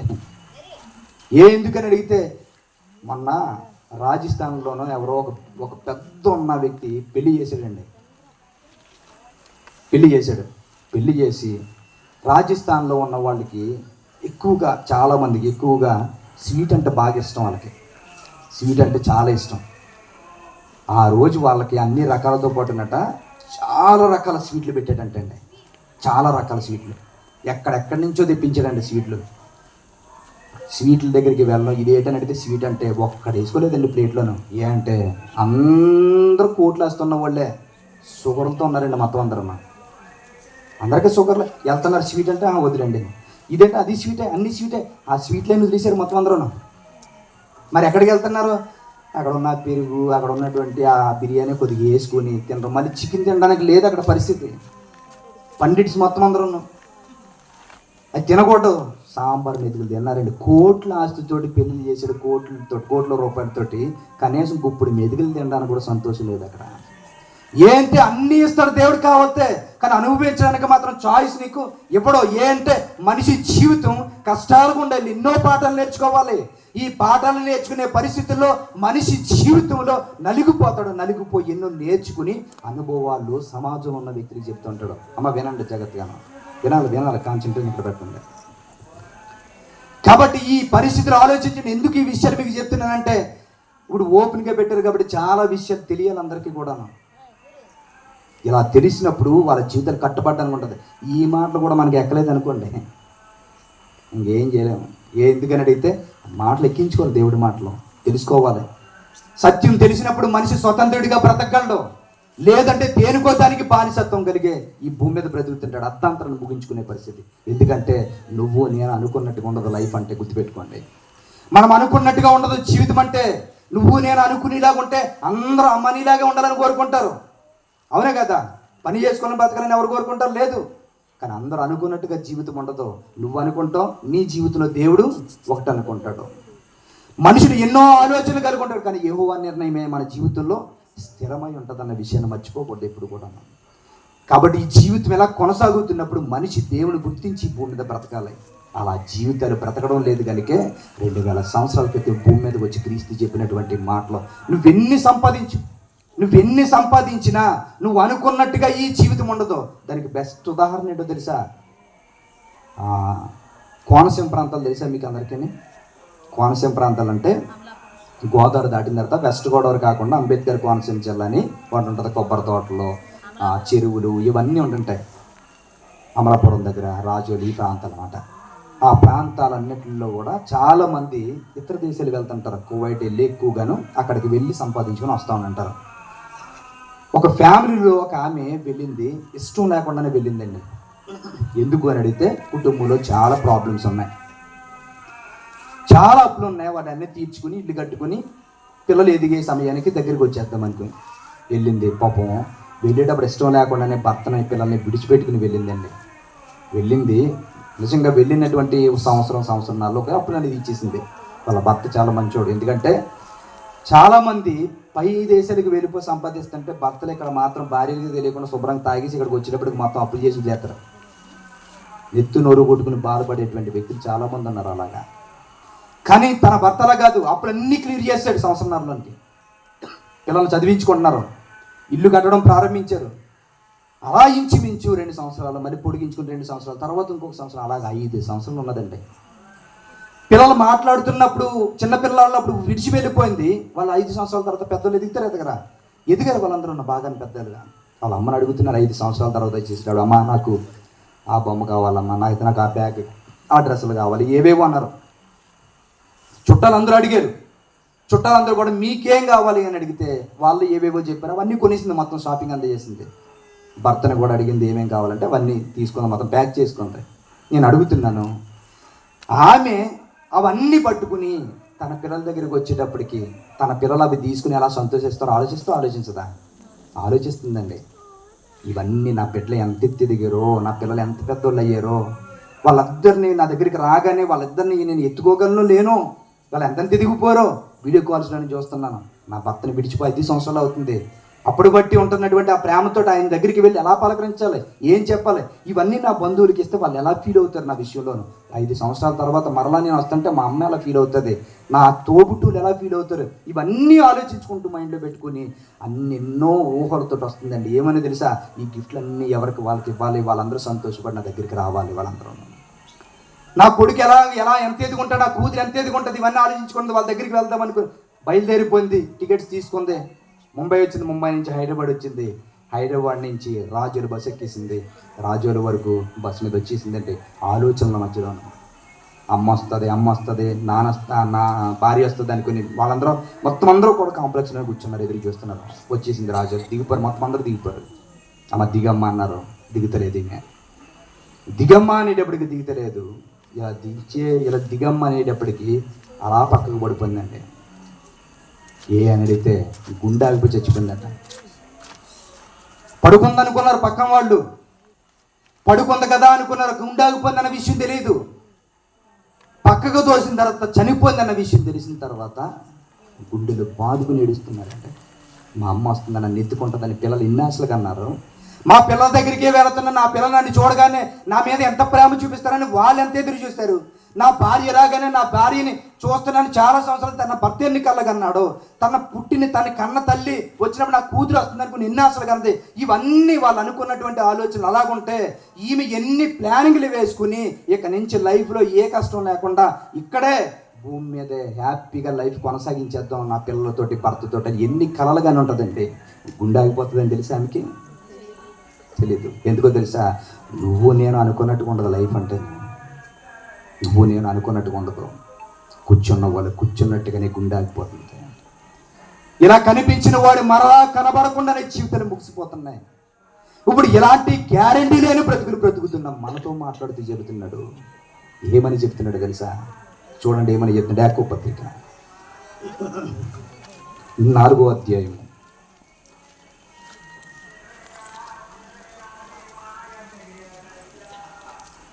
యాకోబు పత్రిక 4వ అధ్యాయము 14వ వచనం దగ్గర నుంచి జాగ్రత్తగా చూడండి ఒకసారి. చూడు ఏమని చెబుతున్నాడు. రేపేమి సంభవించునో, యాకోబు పత్రిక 4వ అధ్యాయం 14వ వచనం. రేపేమి సంభవించునో మీకు తెలియదు. మీరు ఏదేదో అనుకుంటారు, ఏవేవో చేద్దాం అనుకుంటారు, ఏవేవో సంపాదిద్దాం అనుకుంటారు, ఏదేదో చేసేద్దాం అనుకుంటారు. రేపు ఏం జరుగుతుందో తెలియదు. నేను మాట్లాడుతున్న మైక్ ఉంది కదా, ఇది కొనేటప్పుడు 1 సంవత్సరమో 2 సంవత్సరాలు గ్యారెంటీ ఇస్తారు. నా ఎదురుగా ఉంటుంది సెల్, దానికి 1 సంవత్సరం వారంటీ ఇస్తాడు. ఇలా వాడుతున్న కీబోర్డ్స్, ప్యాడ్స్ ఒక్కొక్క సంవత్సరం వారంటీ ఇస్తాడు. ఇది ఖచ్చితంగా 1 సంవత్సరం ఉంటుందంటే సంవత్సరం పోయిన తర్వాత కనబడి ఖచ్చితమని చెప్తాడు. రేపు నువ్వు బ్రతుకుతావని గ్యారెంటీగా చేయలేకుండా ఒకడు ఎవరన్నా నేను బ్రతికేస్తాను రేపని. ఒక వస్తువు కొన్న వారంటీ ఒక మనిషి బ్రతుకు లేదు తెలుసా. గ్యారెంటీ ఉన్న వస్తువులు వాడుతున్న మనిషికి గ్యారెంటీ లేకుండా ఉన్నటువంటి జీవితాలు జీవిస్తున్నాం. ఏమంటాడు తెలుసా? ఎన్నో ఆలోచనల కలలు కానీ భూమి మీద బ్రతుకుతావు, ఏవేవో చేద్దాం, ఏదేదో చేద్దాం అనుకుంటావు, కానీ రేపు ఏమి సంభవిస్తుందో నీకు తెలియదు. మీ జీవం ఏ పాటిది? మీరు కొంతసేపు కనబడి అంతలో మాయమైపోవు ఆవిరి వంటి వారే. కనుక ఈ భూమి మీద బ్రతికినంత వరకు నీకున్నటువంటి దేవుని సంకల్పం ఏంటి తెలుసా? దేవుడు నీ జీవితం పట్ల అనుకున్నదే. ఈ భూమి మీద బ్రతికున్నంత వరకు ప్రభు చిత్తమైతే మనం బ్రతికి ఉండి ఈ పని చేద్దాం, ఆ పని చేద్దాం, దేవుడికి ఏదో పని చేద్దామని ఒకరికొకరు చెప్పుకోండి. ఒకరికొకరు చెప్పుకోండి. బ్రతికున్నంత వరకు ఈ పని చేద్దాం, ఆ పని చేద్దామని ఒకరికొకరు చెప్పుకునేటువంటి పరిస్థితుల్లోనే మనం అందరము ఒకరికొకరు చెప్పుకునే పరిస్థితుల్లోనే ఉండాలట. కానీ మనమేమనుకున్నాం తెలుసా? ఈరోజు ఇక్కడ మానేద్దాం, అక్కడ 100 రూపాయలు ఎగేస్తారంటే అని పోతుంటాం. ఇక్కడ కాదు ఇంకో దిక్కున బాగుంటుంది అనుకుని వెళ్ళిపోతుంటాం, ఇక్కడ కాదు ఇంకో దిక్కున బాగుంటుంది అనుకుని అలా వెళ్ళిపోతూ ఇవన్నీ సంపాదించుకుంటాం. ఇవన్నీ పట్టుకెళ్ళిపోతామా? లేదు. ఎందుకని అడిగితే మనిషి జీవితం ఈ భూమి మీద బ్రతికినంత వరకునే అన్నీ మన చుట్టూ ఉంటాయి, కానీ కన్ను మూసేమో వాటి అన్నిటిని విడిచిపెట్టి వెళ్ళిపోవాలి ఒక రోజు అవన్నీ తెలుసా. ఎందుకని అడిగితే ఎన్నో మంది ఎన్నో కోట్లు సంపాదించారు, ఎన్నో పెద్ద కోట్ల బిల్డింగులు కట్టారు. బిల్డింగులు అయితే అలాగే ఉన్నాయి, దాన్ని కట్టిన వాళ్ళే లేకుండా పోయారు. ఎంతో మంది ఎన్నో పొలాలు కొన్నారు, ఎన్నో ల్యాండ్స్ కొన్నారు, ల్యాండ్స్ వాళ్ళ పేరు మీదే ఉన్నాయి, కానీ వాళ్ళు లేకుండా వెళ్ళిపోయారు. మనుషులు పట్టుకెళ్ళరు. మనిషి వాస్తవం ఎందుకు ఎరగడం లేదన్నదే దేవుడి బాధ. మనిషికి దేవుడు చెబుతుంది ఏంటంటే ఇవన్నీ ఉండకూడదంటే నీ బ్రతికి అవసరమైనంత వరకు పర్వాలేదు, కానీ నన్ను విడిచిపోయి దూరంగా వెళ్ళిపోయే స్థితి నీ దగ్గరికి రాకూడదని చెబుతున్నాడు. ఏంటంటే దేవుడు ప్రేమిస్తున్నాడండి మనిషిని. దేవుడు ప్రేమిస్తున్నాడు కనుక ప్రేమించి చెబుతున్నాడు ఈ మాటలో. మనిషి ఏం చేస్తాడని అడిగితే మనిషి డబ్బులోను సంపాదనలోను మునిగిపోడు కనుక భక్తి జీవితం మైండ్కి ఎక్కడం లేదు. దేవుడి మీద ఆసక్తి రావాలంటే వీటి మీద మనకి ఏమి రావాలి తెలుసా? వీటి మీద నాకు ఆశ లేదనుకునే స్థితి మనకు రావాలంటే. ఆశ లేదనే స్థితి ఎప్పుడు వస్తుంది తెలుసా? వృద్ధాప్యంలోకి వెళ్ళిన తర్వాత వస్తుంది మనకి. వృద్ధాప్యంలోకి వెళ్ళిన తర్వాత దేవుడు అన్నాడు తెలుసా? వృద్ధాప్యంలోకి వెళ్ళిన తర్వాత వీటి మీద ఆశ లేదని చెప్పే రోజులు నువ్వు అనకుండానే వస్తే అది కాదు కావాల్సింది. ఒక యవనంలో ఉన్నప్పుడు తెలియాలి ఈ విషయాలు నీకు, ఒక వయసులో ఉన్నప్పుడు తెలియాలి. ఈ భూమి మీద బ్రతుకుతున్నప్పుడే వైరాగ్య జీవితంతో బ్రతకాలి ఇవన్నీ. నేను ఎందుకని అడిగితే నువ్వు ఎప్పుడో వృద్ధాప్యంలోకి వెళ్ళిన తర్వాత అనే మాటలు కాదు అవి. వృద్ధాప్యంలోకి వెళ్ళిన తర్వాత వీటి మీద ఆశ లేదని చెప్పే రోజులు వస్తాయి ఖచ్చితంగా. ఎందుకని అడిగితే ఆ వయసులో నువ్వేం చేయలేవు కదా. పిల్లలు ఎక్కడికన్నా ఫంక్షన్కి వెళ్ళిపోతున్నారు అనుకోండి, పిల్లలు గబగబగా రెడీ అయిపోతారు. రెడీ అయిపోయిన తర్వాత అమ్మమ్మ తాతయ్య ఉన్నాడు అనుకో, అమ్మమ్మ తాతయ్య నేను రెడీ అయిపోయాను, నువ్వు రెడీ అయిపోయి ఇదిగో పౌడర్ ఇదిగో అర్థం అనుకుని ఇచ్చేమనుకో ఏమంటారు చెప్పండి? నాకెందుకురా, అయిపోయింది మొత్తం అంతా. ఇదిగో నేను వేసుకున్న బట్టలు వేసుకున్నాను, ఇదిగో ఆ మంచి చీర ఒకటి కట్టుకుంటే నాకెందుకు లేరు, నువ్వు బాగా కట్టుకో, బాగా వేసుకో బట్టలు నేను అంటారు. ఏంటి ఇంట్రెస్ట్ పోద్ది, అయిపోయింది జీవితం. అప్పుడు వెళ్ళి వైరాగ్యంతో మాట్లాడటం కాదు, అన్నీ నీ కంటి ముందన్న వాటిని చంపుకొని దేవుడి గురించి నిలబడే వైరాగ్యం కావాలి. ఆ జీవితం ఉన్నప్పుడే ఆ జీవితానికి అర్థం అదే. దేవుడు ఇదే కోరుకుంటున్నాడు. ఈ సత్యం తెలియాలంటే వాక్యం వాళ్ళు శ్రద్ధగా వాళ్ళ జీవితాల్లోనికి వెళ్ళాలి. ఈ మాటలు వాళ్ళ హృదయాల్లోనికి ఈ మాటలు వెళ్ళాలంటే నా వాక్యం అనుక్షణం వారికి తెలియాలి. సమాజంలో జరుగుతున్న ప్రతి పరిస్థితి వాళ్ళకి తెలియాలి. అలా తెలియాలంటే వాక్యాన్ని ఎప్పటికప్పుడు ధ్యానిస్తూ వాళ్ళు బ్రతుకుతూ ఉండాలి, వాళ్ళ జీవితాన్ని కొనసాగించాలి. ఎందుకని అడిగితే నువ్వు ఎంత బాగా బ్రతుకుతున్నా నీ పరిస్థితులు తారుమారాయి అంటే నీ ముఖం చూసే వాళ్ళు ఒక్కడు కూడా ఉండడు, గుర్తుపెట్టుకోండి. ఉండడం వాస్తవం ఇది. మనిషి ఎప్పటి వరకు ఎవడ మాట వినకుండా ఉంటాడో తెలుసా? మనిషి 2 కాళ్ళు 2 చేతులు ఆడేంత వరకు ఎవ్వడ మాట వినడం, అస్సలు వినడం. ఏని అడిగితే ఎవరికి లొంగలరా మేము, నా సంపాదన నా దగ్గర ఉంటుంది, నా డబ్బు నా ఇష్టం, నాది నా ఇష్టం, నేను ఇష్టం వచ్చినట్టుగా బ్రతుకుతాను, ఎవరికి లొంగవలసిన పరిస్థితే లేదని చెప్తాం. ఈ బాధలు ఎప్పుడు తెలుస్తాయో తెలుసా?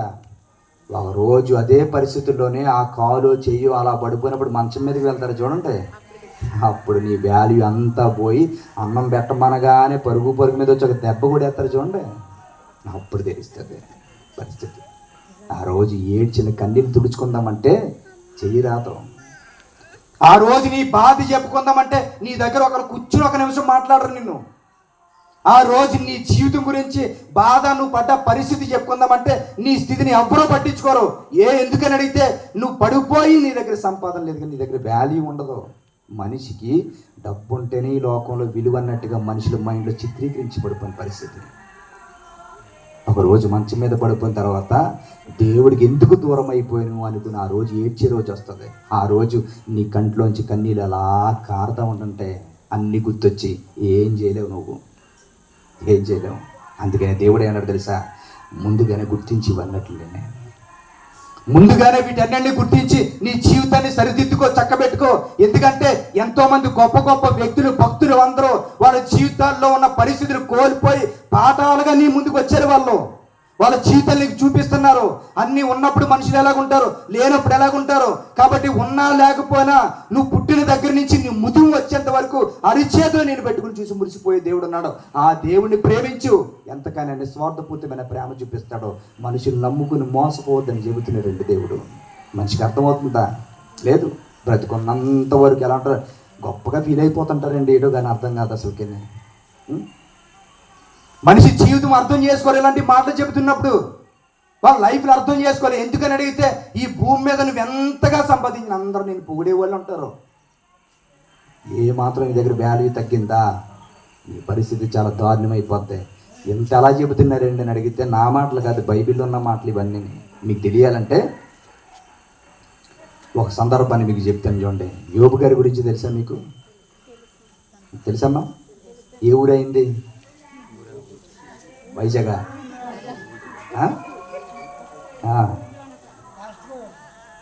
చెప్పండి అమ్మ, డబ్బింగ్ చెప్తున్నట్టు అందరూ ఒకళ్ళు చెప్తామనంటే అంటున్నారు.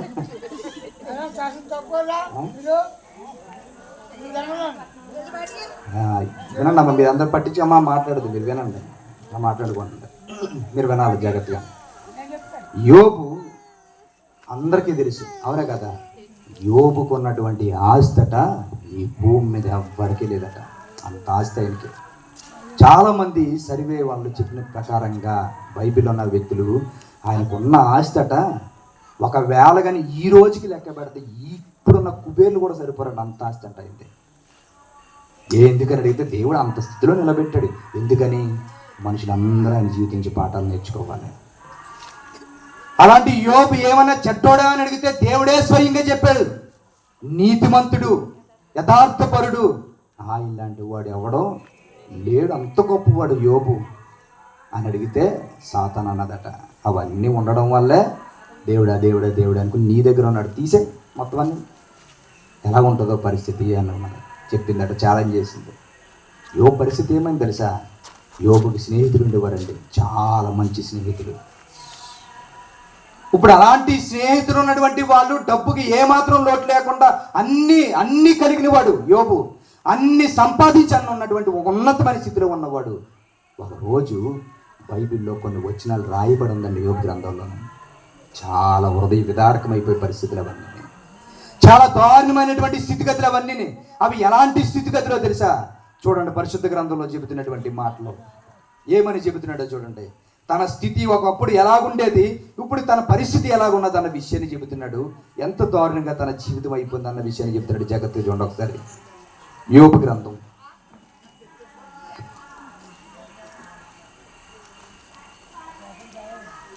యోబు గ్రంథం చూడండి ఒకసారి, 19వ అధ్యాయము. యోబు గ్రంథము 19వ అధ్యాయము 14వ వచనం దగ్గర నుంచి జాగ్రత్తగా చూడండి ఒకసారి. యోబు గ్రంథము. నా బంధువులు నా యొద్దకు రాకయున్నారు, నా ప్రాణ స్నేహితులు నన్ను మర్చిపోయి ఉన్నారు, నా ఇంటి దాసీ జనులు. చూడండి ఇక్కడ చెబుతున్నటువంటి మాట ఏంటో జాగ్రత్తగా చూడండి. నా బంధువులు నా యొద్దకు రాకి ఉన్నారు, నా ప్రాణ స్నేహితులు నన్ను మరిచి ఉన్నారు అని చెప్తున్నాడు. యోబు ఏడుస్తూ మాట్లాడుతున్న మాటలు ఇవి. వినాలమ్మా ప్రతి ఒక్కరు. అమ్మా పెద్దవాళ్ళందరూ మీరందరూ వినాలి. చాలా ఇంపార్టెంట్ అయిన విషయాలు ఇవన్నీ. పరిశుద్ధ గ్రంథంలో ఉన్నటువంటి మాటలు మన జీవితానికి రాశారు. ఈ మాటలు ఇక్కడ మాట్లాడుతున్నాడు. నా బంధువులు నా యొద్దకు రాకి ఉన్నారు, నా బంధువులు నా యొద్దకు రాకి ఉన్నారు. ఎందుకన్నాడు తెలుసా? ఒకప్పుడు బంధువులు ఎక్కడెక్కడ ఉన్నవాళ్ళు అందరూ వచ్చి యోబు దగ్గర కూర్చుని, ఆయన వరుస కాకపోయినా మీ అమ్మమ్మకి ఎవరో మేము బేరకాయ పీసని చెప్పుకుని కూర్చునేవారట ఒకప్పుడు యోబు దగ్గర. ఇప్పుడట సొంత బంధువులు రక్త సంబంధికులే పక్కన కూర్చోడానికి కూడా రావట్లేదట. ఎందుకో తెలుసా? ఏమీ లేదు ఆయన దగ్గర. మన బంధువులు చూడండి, మనకు అన్నీ ఉన్నాయనుకోండి అందరూ ఉంటారు. ఏమీ లేదనుకోండి మన మొహం కూడా చూడరు. ఫోన్ ఒకసారి లిఫ్ట్ చేస్తారు, రెండోసారి లిఫ్ట్ చేయరు. ఇంకా ఫోన్ అలా ఫోన్ చేశారని మీరు ఫోన్ చేశారని మీ బాధల్లో ఉండి వాళ్ళ గుండాకపోతే ఒకసారి ఎందుకని ఫోన్ లిఫ్ట్ చేయగా అని ఏమొప్పడుగుతావేమో అనుకుని ఎలాగున్నామంటే ఏదమ్మా ఇంక ఇలా ఉండాలి కదా, బాగోదు, పరిస్థితులు బాగోలేదు అన్నీ. అన్నయ్య గారు కూడా ఏం డబ్బులు రావట్లేదు కదా, ఏంటి వెనకేళ్ళు అడగకుండానే స్టోరీ చెప్పేస్తారు వాళ్ళకి మొత్తం అంతా. ఇప్పుడు అన్నయ్య ఉండి కూడా ఇంక బయటికి వెళ్ళాడు, ఏమన్నా అప్పైనా దొరుకుతుంది ఏమో అనుకుని స్టోరీ మొత్తం అంతా వివరించేస్తారు. ఇంకేమేమి అడుగుతుంది ఇంకా? అంటే పరిస్థితులు బాగుంటున్నప్పుడు అందరూ మన చుట్టూ ఉంటారు, పరిస్థితులు ఏమీ లేవనుకోండి ఒకడు చూడండి. యోబు అదే అంటున్నాడు. నా బంధువులు ఉన్నారు, ఎక్కడెక్కడ వారు అందరూ నా దగ్గరకు వచ్చి కూర్చునేవారు, వాళ్ళందరూ ఏవేవో బంధాలు కలుపుకున్న దగ్గర ఉండేవారు. ఇప్పుడు ఏమైందో తెలుసా? ఆ బంధువులు ఎవరైతే ఉన్నారో అందరూ నాకు దూరం అయిపోయారు. నా ప్రాణ స్నేహితులు మరిచిపోయిన ప్రాణ స్నేహితులు. స్నేహితులు కాదు, ప్రాణ స్నేహితులు. ఎందుకు ప్రాణ స్నేహితులు అన్నారో తెలుసా? నిజంగా ప్రాణ స్నేహితులు అండి వాళ్ళు. నిజంగా ఎంత గొప్ప ప్రాణ స్నేహితులు తెలుసా? యోబుకు లాంటి స్నేహితులు నాకు తెలిసి భూమి మీద ఎవడు ఉండడేమో, అంత గొప్ప స్నేహితులు. ఎలాంటి స్నేహితులో తెలుసా వాళ్ళు? ఎంత గొప్ప స్నేహితులో తెలుసా వాళ్ళు? ఒకరోజు యోబు పరిస్థితి ఎలాగ అయిపోయిందంటే ఎంతోమంది ఎస్కేప్ అయిపోయారండి. యోబుకి అన్ని కోల్పోయి, బిడ్డలు చనిపోయి, దిక్కుమాలులాగా ఒక జబ్బు వచ్చి అలాగా ఆ బురదలోని ఆ మట్టిలోనే దొరులుతూ అలా ఏడుస్తున్నాడు అన్న విషయం తెలిస్తే గుండెలు బాదుకుని వచ్చేసారండి వాళ్ళు. తెలుసా? అన్నీ ఉంటే అందరూ వస్తారు, ఏమి లేకపోతే వెళ్ళిపోతారు. కానీ ఈ స్నేహితులు అలా కాదు. యోబుకి లేదని తెలిస్తేనే అన్ని కోల్పోయి అనాది కింద ఏడుస్తున్నాడు అంటేనే ఆయన ఎలాంటి పరిస్థితులు అనుకుని గుండెలు బాదుకుని ఏడిచి అంత ఊరు చివరి నుంచి దగ్గరికి వచ్చేటప్పటికి యోబు పెద్దిల్లు కనబడుతుందట. పెద్దిల్లు అంతా కూడా మొత్తం అంతా నిర్మానుష్యంగా కనబడుతుంది. అక్కడ ఉన్నటువంటి ఖాళీ ప్రదేశంలో ఒక వ్యక్తి మట్టి పైకి ఎగరేస్తూ పెద్ద పెద్ద కేకలతో ఏడుస్తున్నారట. అలా ఏడుస్తున్నటువంటి ఆ సౌండ్స్, ఆ కేకలు వినబడ్డ ఆ స్నేహితులు దూరం నుంచి చూశారు. ఎవరు ఆ వ్యక్తి అనుకుని చూసేటప్పటికి యోబేండి అని అన్నారట. యోబు పట్టు వస్త్రాలు కట్టుకుని ఇంత చక్కగా పరిగెట్టి నా స్నేహితుడికి గతి పట్టడమేమనుకుని ఆ యోబు దగ్గరికి వెళితే నా బ్రతికి ఎలాగ అయిపోయిందని ఏడుస్తాడేమో, ఏడిస్తే మా గుండెలు ఏమైపోవాలి, ఆ ఏడు మేము వినలేమనుకున్నట అక్కడే ఉండిపోయి బట్టలు చింపుకొని మట్టి నెత్తి మీద వేసుకున్నట్ట గుండెలు బాదుకుని ఏడ్చారంటండి. 7 రోజులు ఉండిపోయారట అక్కడ. ఎక్కడ? అదే నేల మీద ఉండిపోయారంటండి. 7 రోజులు ఏడుస్తున్నారట. పొద్దున్న సాయంత్రం మధ్యాహ్నం తిండి లేదు వాళ్ళకి, తిండి లేదు. నా స్నేహితుడికి ఎలాగ ఇంటికి అయిపోద్ది ప్రభువా, నా స్నేహితుడిని రక్షించని ఏడ్చారట. అలాంటి స్నేహితులు 7 వారాలు పోయిన తర్వాత తెగించి యోబు దగ్గరికి వెళితే యోబు నీతిగా మాట్లాడే మాటలు వీళ్ళకట ద్వేషం పుట్టించినాయట. ఎంత దౌర్భాగ్యమైన జీవితం బ్రతకకపోయి ఎంత దౌర్భాగ్యమైన పాపం చేసి ఉండకపోతే దేవుడు ఈ శిక్ష పెట్టి ఉంటాడు నీకు అని అడిగారట. చచ్చిపోయాడండి దెబ్బకి ఆ మాటకి యోబు. హెచ్చేసాడు చాలా దారుణంగా. ఏమని రాసుకున్నాడు తెలుసా? నా ప్రాణ స్నేహితుల వల్ల, నా ప్రాణ స్నేహితులు నన్ను మర్చిపోయి ఉన్నారు, వెళ్ళిపోయారు, నన్ను కాదనుకుని వెళ్ళిపోయారు. నాకు ప్రాణం ఇస్తానని చెప్పిన స్నేహితుల వల్ల నన్ను చెబుతూ ఏమని చెబుతున్నాడు తెలుసా? నా ఇంటి దాసీలు జనులు నన్ను అన్యునిగా ఎంచుదురు. నా దాసీలు ఎక్కడి నుంచో యోబు వస్తున్నాడు, గుర్రం బండి మీద వస్తున్నాడు, సౌండ్ వినేటప్పటికి ఎక్కడున్న వాడు అందరూ ప్రతి ఒక్కరు వచ్చేసేవారు. ఒకళ్ళు డోర్ తీయడానికి, ఒకళ్ళు నీళ్లు కడుక్కోవడానికి, ఒకళ్ళు టవలం తీయడానికి, ఒకళ్ళు భోజనం సిద్ధపరచడానికి, ఒక్కొక్కరు ఒక్కొక్క పనికి సెటిల్డ్ అయిపోయి యోబు వచ్చే సమయానికి పని వాళ్ళందరూ అడవిడిగా తిరిగేసేవారట. అలాంటి యోబు అలాగ అయిపోయాడని అడిగితే ఇంట్లో ఉన్న పని వాళ్ళకి కూడా చులకనం అయిపోయి పనివాళ్ళు ఇల్లు దగ్గర నుంచి బయటికి వెళ్ళిపోయి ఆయన పిలుస్తున్నా పట్టించుకోకుండా వెళ్ళిపోతున్నారంటండి. అంటున్నాడు అన్నమాట. నా పనివాళ్ళు, నా ఇంటి పని వాళ్ళు ఎవడో తెలియనట్టుగా వెళ్ళిపోతున్నారు వాళ్ళందరూ అని చెబుతూ, నేను నా దృష్టికి పరదేశినై ఉన్నాను, నేను వారి దృష్టికి పరదేశిని, ఎవడో పిలుస్తున్నాడు మనకెందుకులే అన్నట్టుగా చూడనట్టుగా వెళ్ళిపోతున్నారు అని చెబుతూ, నేను నా పనివాణ్ణి పిలవగా వాడు ఏమీ పలవకుండా ఉన్నాడు. నేను వాడిని బతిమాలు కొనవలసి వచ్చింది. నేను పిలిస్తే పలకకుండా వెళ్ళిపోతున్నారు.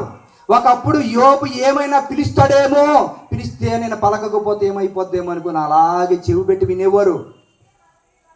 ఇప్పుడు పెద్ద కేకలు గొంతు కార్చిపోయేలా గరుస్తున్నా ఒక్కడ పట్టించుకోవడం లేదంటండి యోబు తెలుసు. అప్పుడు ఎందుకు పట్టించుకున్నారు, ఇప్పుడు ఎందుకు పట్టించుకోవడం లేదు?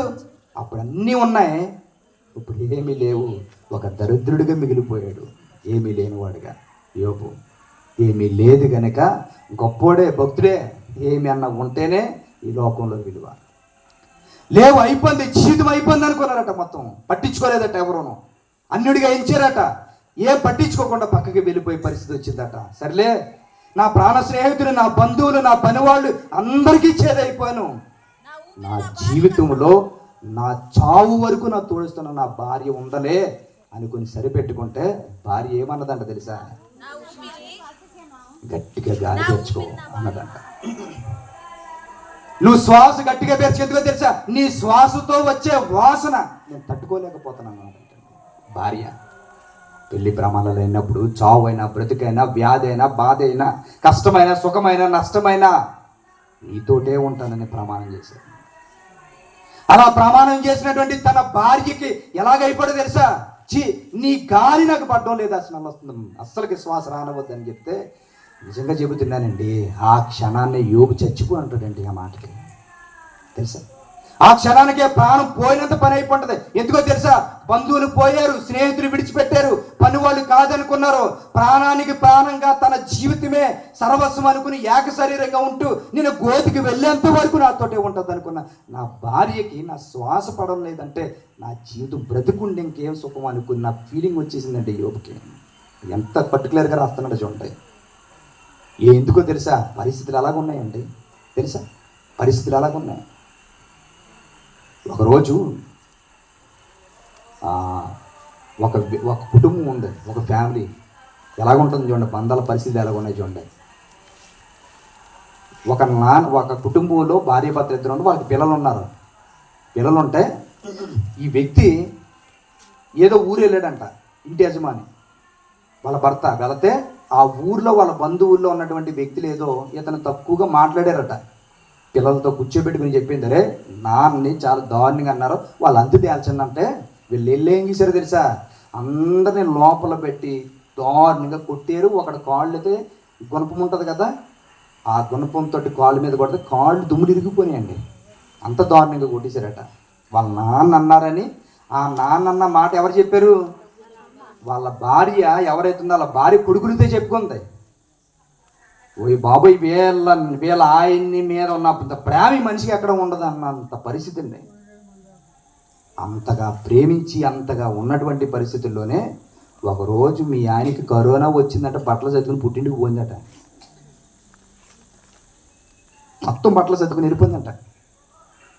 పిల్లలేమో వేరే చోటకి వెళ్ళిపోయారు, వాళ్ళు పెళ్లి చేసుకుని కరోనా వచ్చిందనగానే అతన్ని ఇంట్లో విడిచి ఇంటికి పోతే అది ఏమైపోయి తెలుసా పరిస్థితి అంతాను. నా భార్య ఎలా చేసిందని మానసిక వ్యాధితో చచ్చిపోయి లోపలే కుళ్ళిపోయాడండి తెలుసా. ఇలా చచ్చిపోయాడని చెప్తే కనీసం శవం చూడడానికి కూడా రాలేదట ఆ మనిషి. అంటే మనిషి జీవితం రోగాలు బాధలు ఇబ్బందులు ఉంటే కాదు, ఆరోగ్యంగా ఉంటే మనిషి కావాలి తెలుసా. అప్పుడే కావాలి ఈ పరిస్థితులన్నీ. ఎందుకని అడిగితే పరిస్థితులు ఎలా ఉన్నాయి, జీవితాలన్నీ అలాంటి పరిస్థితులు ఉన్నాం. అవసరాలను బట్టే బంధాలు ఉంటాయి తప్ప అవసరం లేకపోతే ఎవ్వరి వైపు చూడండి. సంపాదించేంత వరకు అందరికీ విలువ ఉంటుంది. వృద్ధాప్యంలోకి వచ్చిన తర్వాత వాళ్ళ సంపాదన ఉండదు, అలాగే ఉంటారు. అప్పుడు ఏమైనా మాట్లాడతారు, సే ముసలోడా ముసల్దా అక్కడ కూర్చో, మూలని ఇటు తిరక్కో, ఎక్కడ పడతాడు ఉమ్ములు గట్టువికు, ఇలా కూర్చో అలా కూర్చో అని మాట్లాడుతుంటారు. ఈ పరిస్థితులన్నీ చూడండి, ఇవన్నీ ఎందుకుంటే తెలుసా, ఈ స్థితిగతులన్నీ కూడా ఇలాంటి పరిస్థితులన్నీ రావడానికి వృద్ధాప్యంలో ఉన్నటువంటి స్థితిగతులు. చూడండి మాట్లాడకూడదు 5 నిమిషాలు.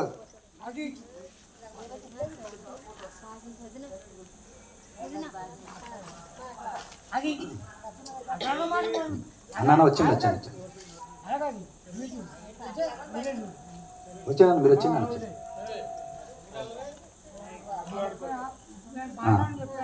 వచ్చాను.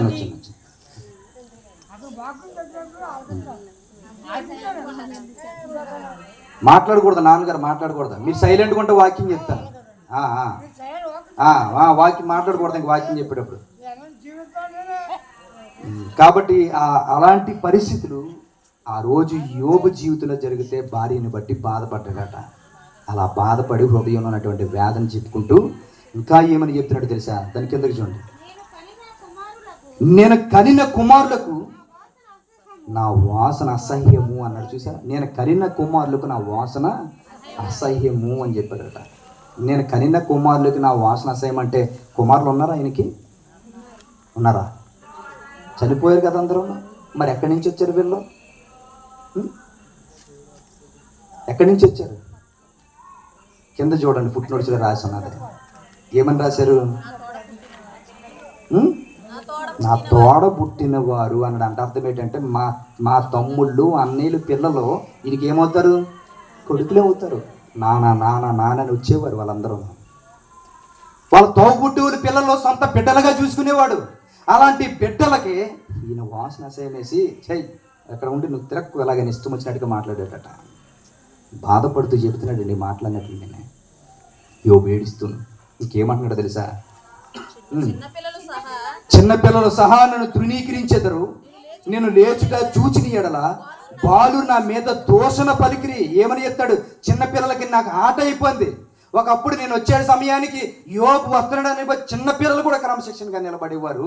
నమస్తే నమస్తే అని చెప్పేవారు, ప్రతి ఒక్కరు ప్రైజ్లాడని చెప్పేవారు, వందనాలని చెప్పేవారు, అందరూ గొప్పగా మాట్లాడేవారు. ఇప్పుడు పరిస్థితి ఎలాగో తెలుసా, పిచ్చోడా అని మాట్లాడుతున్నారు. చివరికి వాళ్ళు నన్ను ఇష్టం వచ్చినట్టుగా మాట్లాడుతుంటే గుండె తట్టుకోలేకపోతున్నాను. ఏడుస్తున్నాడండి, గుండె తట్టుకోలేకపోతుంది.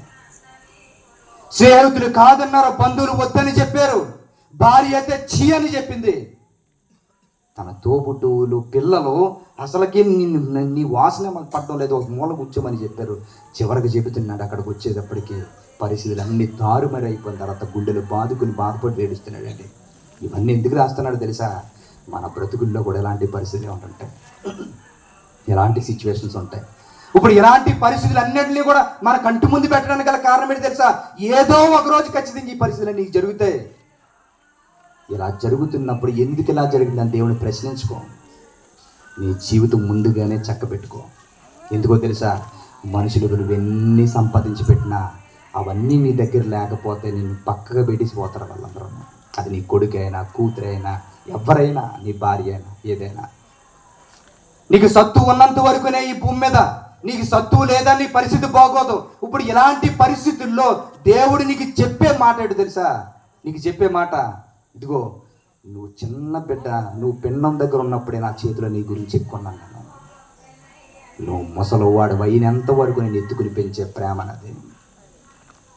నీ దగ్గర ఉన్నా లేకపోయినా, నీ దగ్గర ఎలాంటి పరిస్థితి అయినా నిన్ను ప్రేమించే ప్రేమ నాది ఉంది. నీ గురించి నేను ఎదురు చూస్తున్నాను రా, రండి అని చెప్పాడండి. ఏమని చెప్పాడు తెలుసా? నరులారా మనకి ఇప్పుడు అర్థమైందా మాట? ఆ మాట చదవాలంటే ఎవడొకడో పోవాలి. అది ఎంత ప్రేమతో రాయించిన మాట తెలుసండి. అది ఒక్కొక్కసారి చదువుకుంటే ఏడుపు వస్తుంటుందండి నాకు. ఏమంటున్నాడు తెలుసా? అరే నాన్న, నేను ఉండలేనురా, నేను భూమి మీదకి వెళ్ళిన దగ్గర నుంచి బెంగ పెట్టుకున్నాను, వచ్చాను నా దగ్గరికి, తిరిగి వచ్చారు మీరు నా దగ్గరికి అని కళ్ళు కాయలు గట్టెలకు ఎదురు చూస్తున్నాడండి పరలోకం నుంచి దేవుడు. కానీ మనిషి ఏం చేస్తాడు తెలుసా? ఇష్టానుసారంగా తిరిగేసి జీవితాన్ని పాడు చేసుకుని అటు నుంచి అటే నరకానికి వెళ్ళిపోతున్నాడు. కానీ దేవుడి దగ్గరికి వచ్చేవాడు లేడు. దేవుడి దగ్గరికి వచ్చేవాళ్ళు లేరు కనుకే వాళ్ళు ఎలా రావాలో నేర్పించడానికి 2000 సంవత్సరాల క్రితం తన కొడుకుని పంపించుకొని చంపుకున్నాడు ఈ భూమి మీద. కనీసం నా కొడుకు చావైనా చూసి నా ప్రేమనేటో గుర్తిస్తాడని గురించి చెప్పాడండి. కానీ ఎవరు చూస్తున్నారు చెప్పండి ఆయన ప్రేమని? ఆయన ప్రేమను చూపిద్దామని ఎంతోమంది భక్తులు వస్తున్నారు, హతసాక్షులు అయిపోతున్నారు. వాళ్ళ రక్తాల కళ్ళ చూస్తున్నాం, కానీ మన బ్రతుకులు మాత్రం మారడం లేదు. వాళ్ళ జీవితాల్లో ఉన్న స్థాయిని పోగొట్టుకున్నారు. మన మనస్తత్వాలు మారడం లేదు, మన మనసులు మారడం లేదు, మన బ్రతుకులు మారడం లేదు. హతసాక్షులుగా మారిపోతున్నారండి వాళ్ళందరూ కూడా. వారి జీవితాలన్నింటినీ కూడా భక్తులు ఎలా బ్రతుకుతున్నారు అనుకున్నారు తెలుసా? తిండి ఉండడం లేదు వాళ్ళకి, సుఖాలు ఉండడం లేదు, కష్టాలతో బ్రతుకుతున్నారు. అయిన వాళ్ళని విడిచిపెట్టుకుంటున్నారు. క్రీస్తు ప్రేమను మీకు చెప్పడానికి వాళ్ళు దేశాలు విడిచి దేశాలు వచ్చేస్తున్నారు. ఎందుకో తెలుసా? ఆ ప్రేమను గుర్తించి ఆయన దగ్గరికి వెళ్ళాలనండి. పిల్లలు దూరంగా అయిపోతే ఎంత బాధపడుతున్నాడో దేవుడు మనకి తెలియజేస్తున్నారు భక్తులు వాళ్ళందరూ. ఎందుకంటే ఈ భూమి మీద ఉన్న వాళ్ళని నమ్ముకుంటే స్థితికి చివరికి నీ స్థితి ఎలాగవుతుంది? యోబుకే తప్పలేదు. యోబు కన్నా గొప్పవాళ్ళమా మనం? గొప్పవాళ్ళమా? కాదే. యోబుకే తప్పలేదంటే నీ పరిస్థితి ఎలాగుంటుంది? ఈ భూమి మీద ఎలాగుంటుంది? దేవుడు తోడే ఉన్నాడు యోబుకి, అయినా కష్టాలు గుండా వెళ్ళవలసి వచ్చింది. ప్రతి ఒక్కరికి దేవుడు తోడుగానే ఉంటాడు. కానీ ఈ భూమి మీద మనుషుల జీవితాలు వ్యర్థమైనటువంటి మనస్తత్వాలు ఉండడం వలన ప్రేమించడం, ఒకరికొకరు ప్రేమ లేని పరిస్థితులు అయిపోయినాయి. దేవుని ప్రేమించండి. దేవుని వాక్యాన్ని గుండెలు హత్తుకుని నిలబడండి. ఆయన ప్రేమించుకున్న వాళ్ళు ఇప్పుడు వచ్చి ఆయన ప్రేమించి ఆయన మీద ఆధారపడ్డ వాళ్ళు అన్యాయమై మోసపోయారన్న మాట ఈ రోజుకి ప్రపంచంలో ఒకటి చేత కూడా నేను వినలేదు. ఇప్పుడు వచ్చి దావీదు అదే మాట్లాడతాడు. ఇదిగో నేను ఇంతమందిని చూశాను, ఎంతో మంది చూశాను, దేవుని పిల్లలు భిక్షం ఎత్తుకున్నారన్న విషయం కానీ చిరిగిపోయిన బట్టలు వేసుకున్నారన్న విషయం చరిత్రలో చూడలేదని చెబుతాడండి. తెలుసా? ఈరోజు మనం 3 పూట్ల తింటున్నామంటే ఎవరు గొప్పతనమో తెలుసా? మన గొప్పతనం కాదు. బ్రతకరా అని బ్రతికిచ్చాడు కనుక ఆ 3 పూట్లు మనం తింటున్నాం. ఆ 3 పూట్లు తినడమే గొప్ప నువ్వు అనుకుంటున్నావేమో. అది పెద్ద గొప్ప ఏం కాదు నువ్వు అనుకున్నావేమో. నువ్వు అలాగ ఆలోచించే పరిస్థితి వస్తే ఒకరోజు సిటీస్లోకి వెళ్ళిపో చూడు. ప్లాట్ఫామ్ మీద పడుకున్న వాళ్ళు అక్కడక్కడ దొరుకుతున్నటువంటి ఇంతంత 2 మెతుకులు తిని ఒక చపాతి ఏదో తిని కడుపులో పరిస్థితులు మాడిపోతున్నా అలాగ పొట్ట దగ్గరికి నొక్కుని పడుకుని పోతున్నారండి తినలేక. ఆకలితోటి చాలా మంది అదే ఫుట్పాత్ మీద చనిపోతున్నారు. వాళ్ళకిలాగా మనల్ని విడిచిపెట్టలేదు కదా దేవుడు. నీకు 3 పూట్ల పెడుతున్నాడు దేవుడు. ఒంటికి కావలసిన వస్త్రాలు ఇస్తున్నాడు, ఉండడానికి ఇల్లు ఇస్తున్నాడు, తినడానికి ఆహారం ఇస్తున్నాడు. ఏం తక్కువ చేస్తున్నాడండి దేవుడు మనకి? అన్ని లోటు లేకుండా పెడుతున్నాడు మనకి. వెళ్ళండి, దూరంగా వెళ్ళి చూడండి. సిటీస్లోకి వెళ్ళి కనీసం కప్పుకోవడానికి ఒంటి మీద వస్త్రం లేకుండా ఉంటుంటే వర్షం కురిస్తే ఆ వర్షానికి అన్నీ తడిచిపోతే కప్పుకోవడానికి చలికి ఏమీ లేక అలాగే కూరుకుపోయి అలాగే పడుకుని చలికి చచ్చిపోయిన వాళ్ళు ఎంతోమంది ఉంటారండి. ఆకలి బాధలతో చచ్చిపోయే వాళ్ళు ఎంతోమంది ఉంటారు. నీకు ఇల్లు ఉంది కాబట్టి గమ్మని నువ్వు ఎండ వచ్చినా వర్షం వచ్చినా వెళ్ళిపోయి పడుకుంటావు. వాళ్ళకి ఎండ వర్షం వచ్చినా అదే ప్లాట్ఫామ్ మీద వాళ్ళ నానాలే. నేను అలా చేయలేదే దేవుడు? నీకు అన్ని పెట్టుతున్నాడు కదా. అన్ని పెట్టినప్పుడు ప్రభువా ఈ జీవితం ఇచ్చినందుకు నీకే కృతజ్ఞతలు ప్రభువా అని కృతజ్ఞతగా బ్రతుకుతున్నామా? ఇంకా ఏదో కావాలనుకుని ఆయన నిలదీసి అడుగుతున్నామే మనం? ఇంకా ఏదో కావాలన్నట్టుగా భక్తి చేయకుండా మన ఇష్టానుసారంగా బ్రతుకుతున్నామే. ఇదే జీవితాన్ని ఒకవేళ కొనసాగిస్తే ప్రాణం పోతే ఎక్కడికి వెళ్తాం? ఎక్కడికి వెళ్తాం? జీవితాన్ని మంచిగా కట్టుకోండి. దేవుడు వాక్యం వింటున్నప్పుడు ఆ వాక్యం ప్రకారంగా మనం నిలబడాలి. వాక్యం ప్రకారంగా అంటే ముందు ఏం చేయాలి తెలుసా?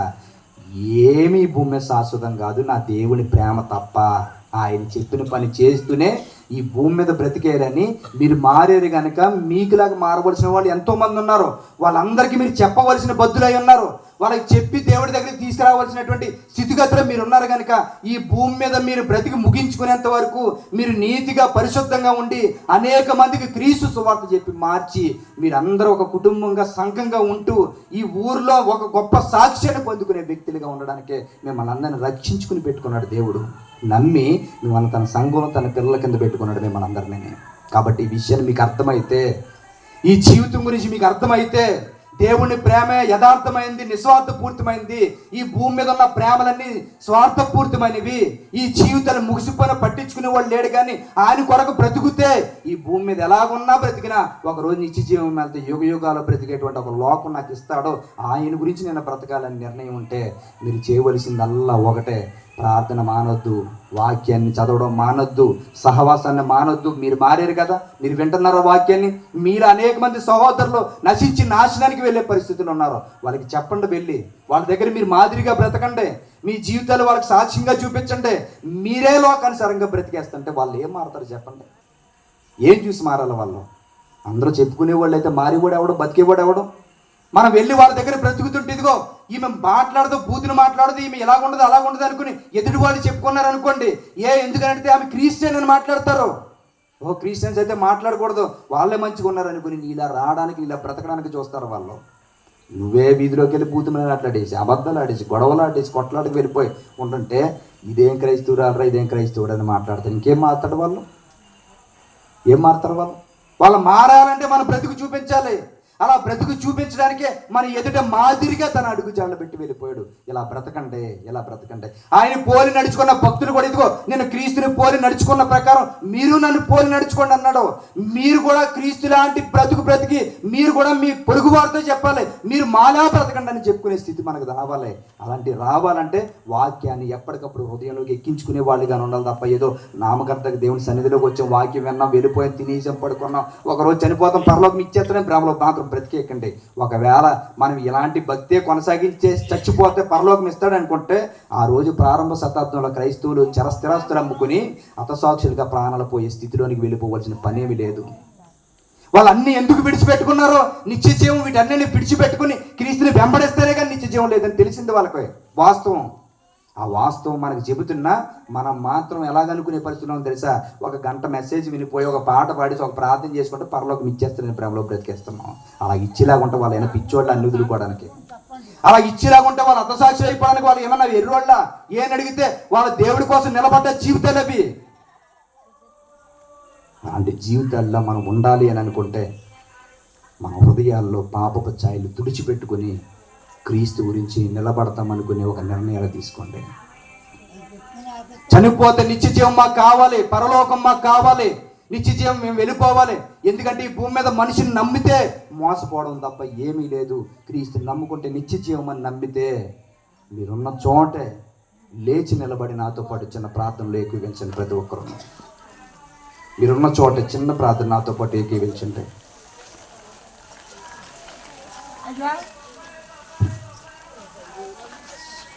ప్రతి ఒక్కరు లేచి నిలబడి చిన్న ప్రార్థన చేసుకోండి.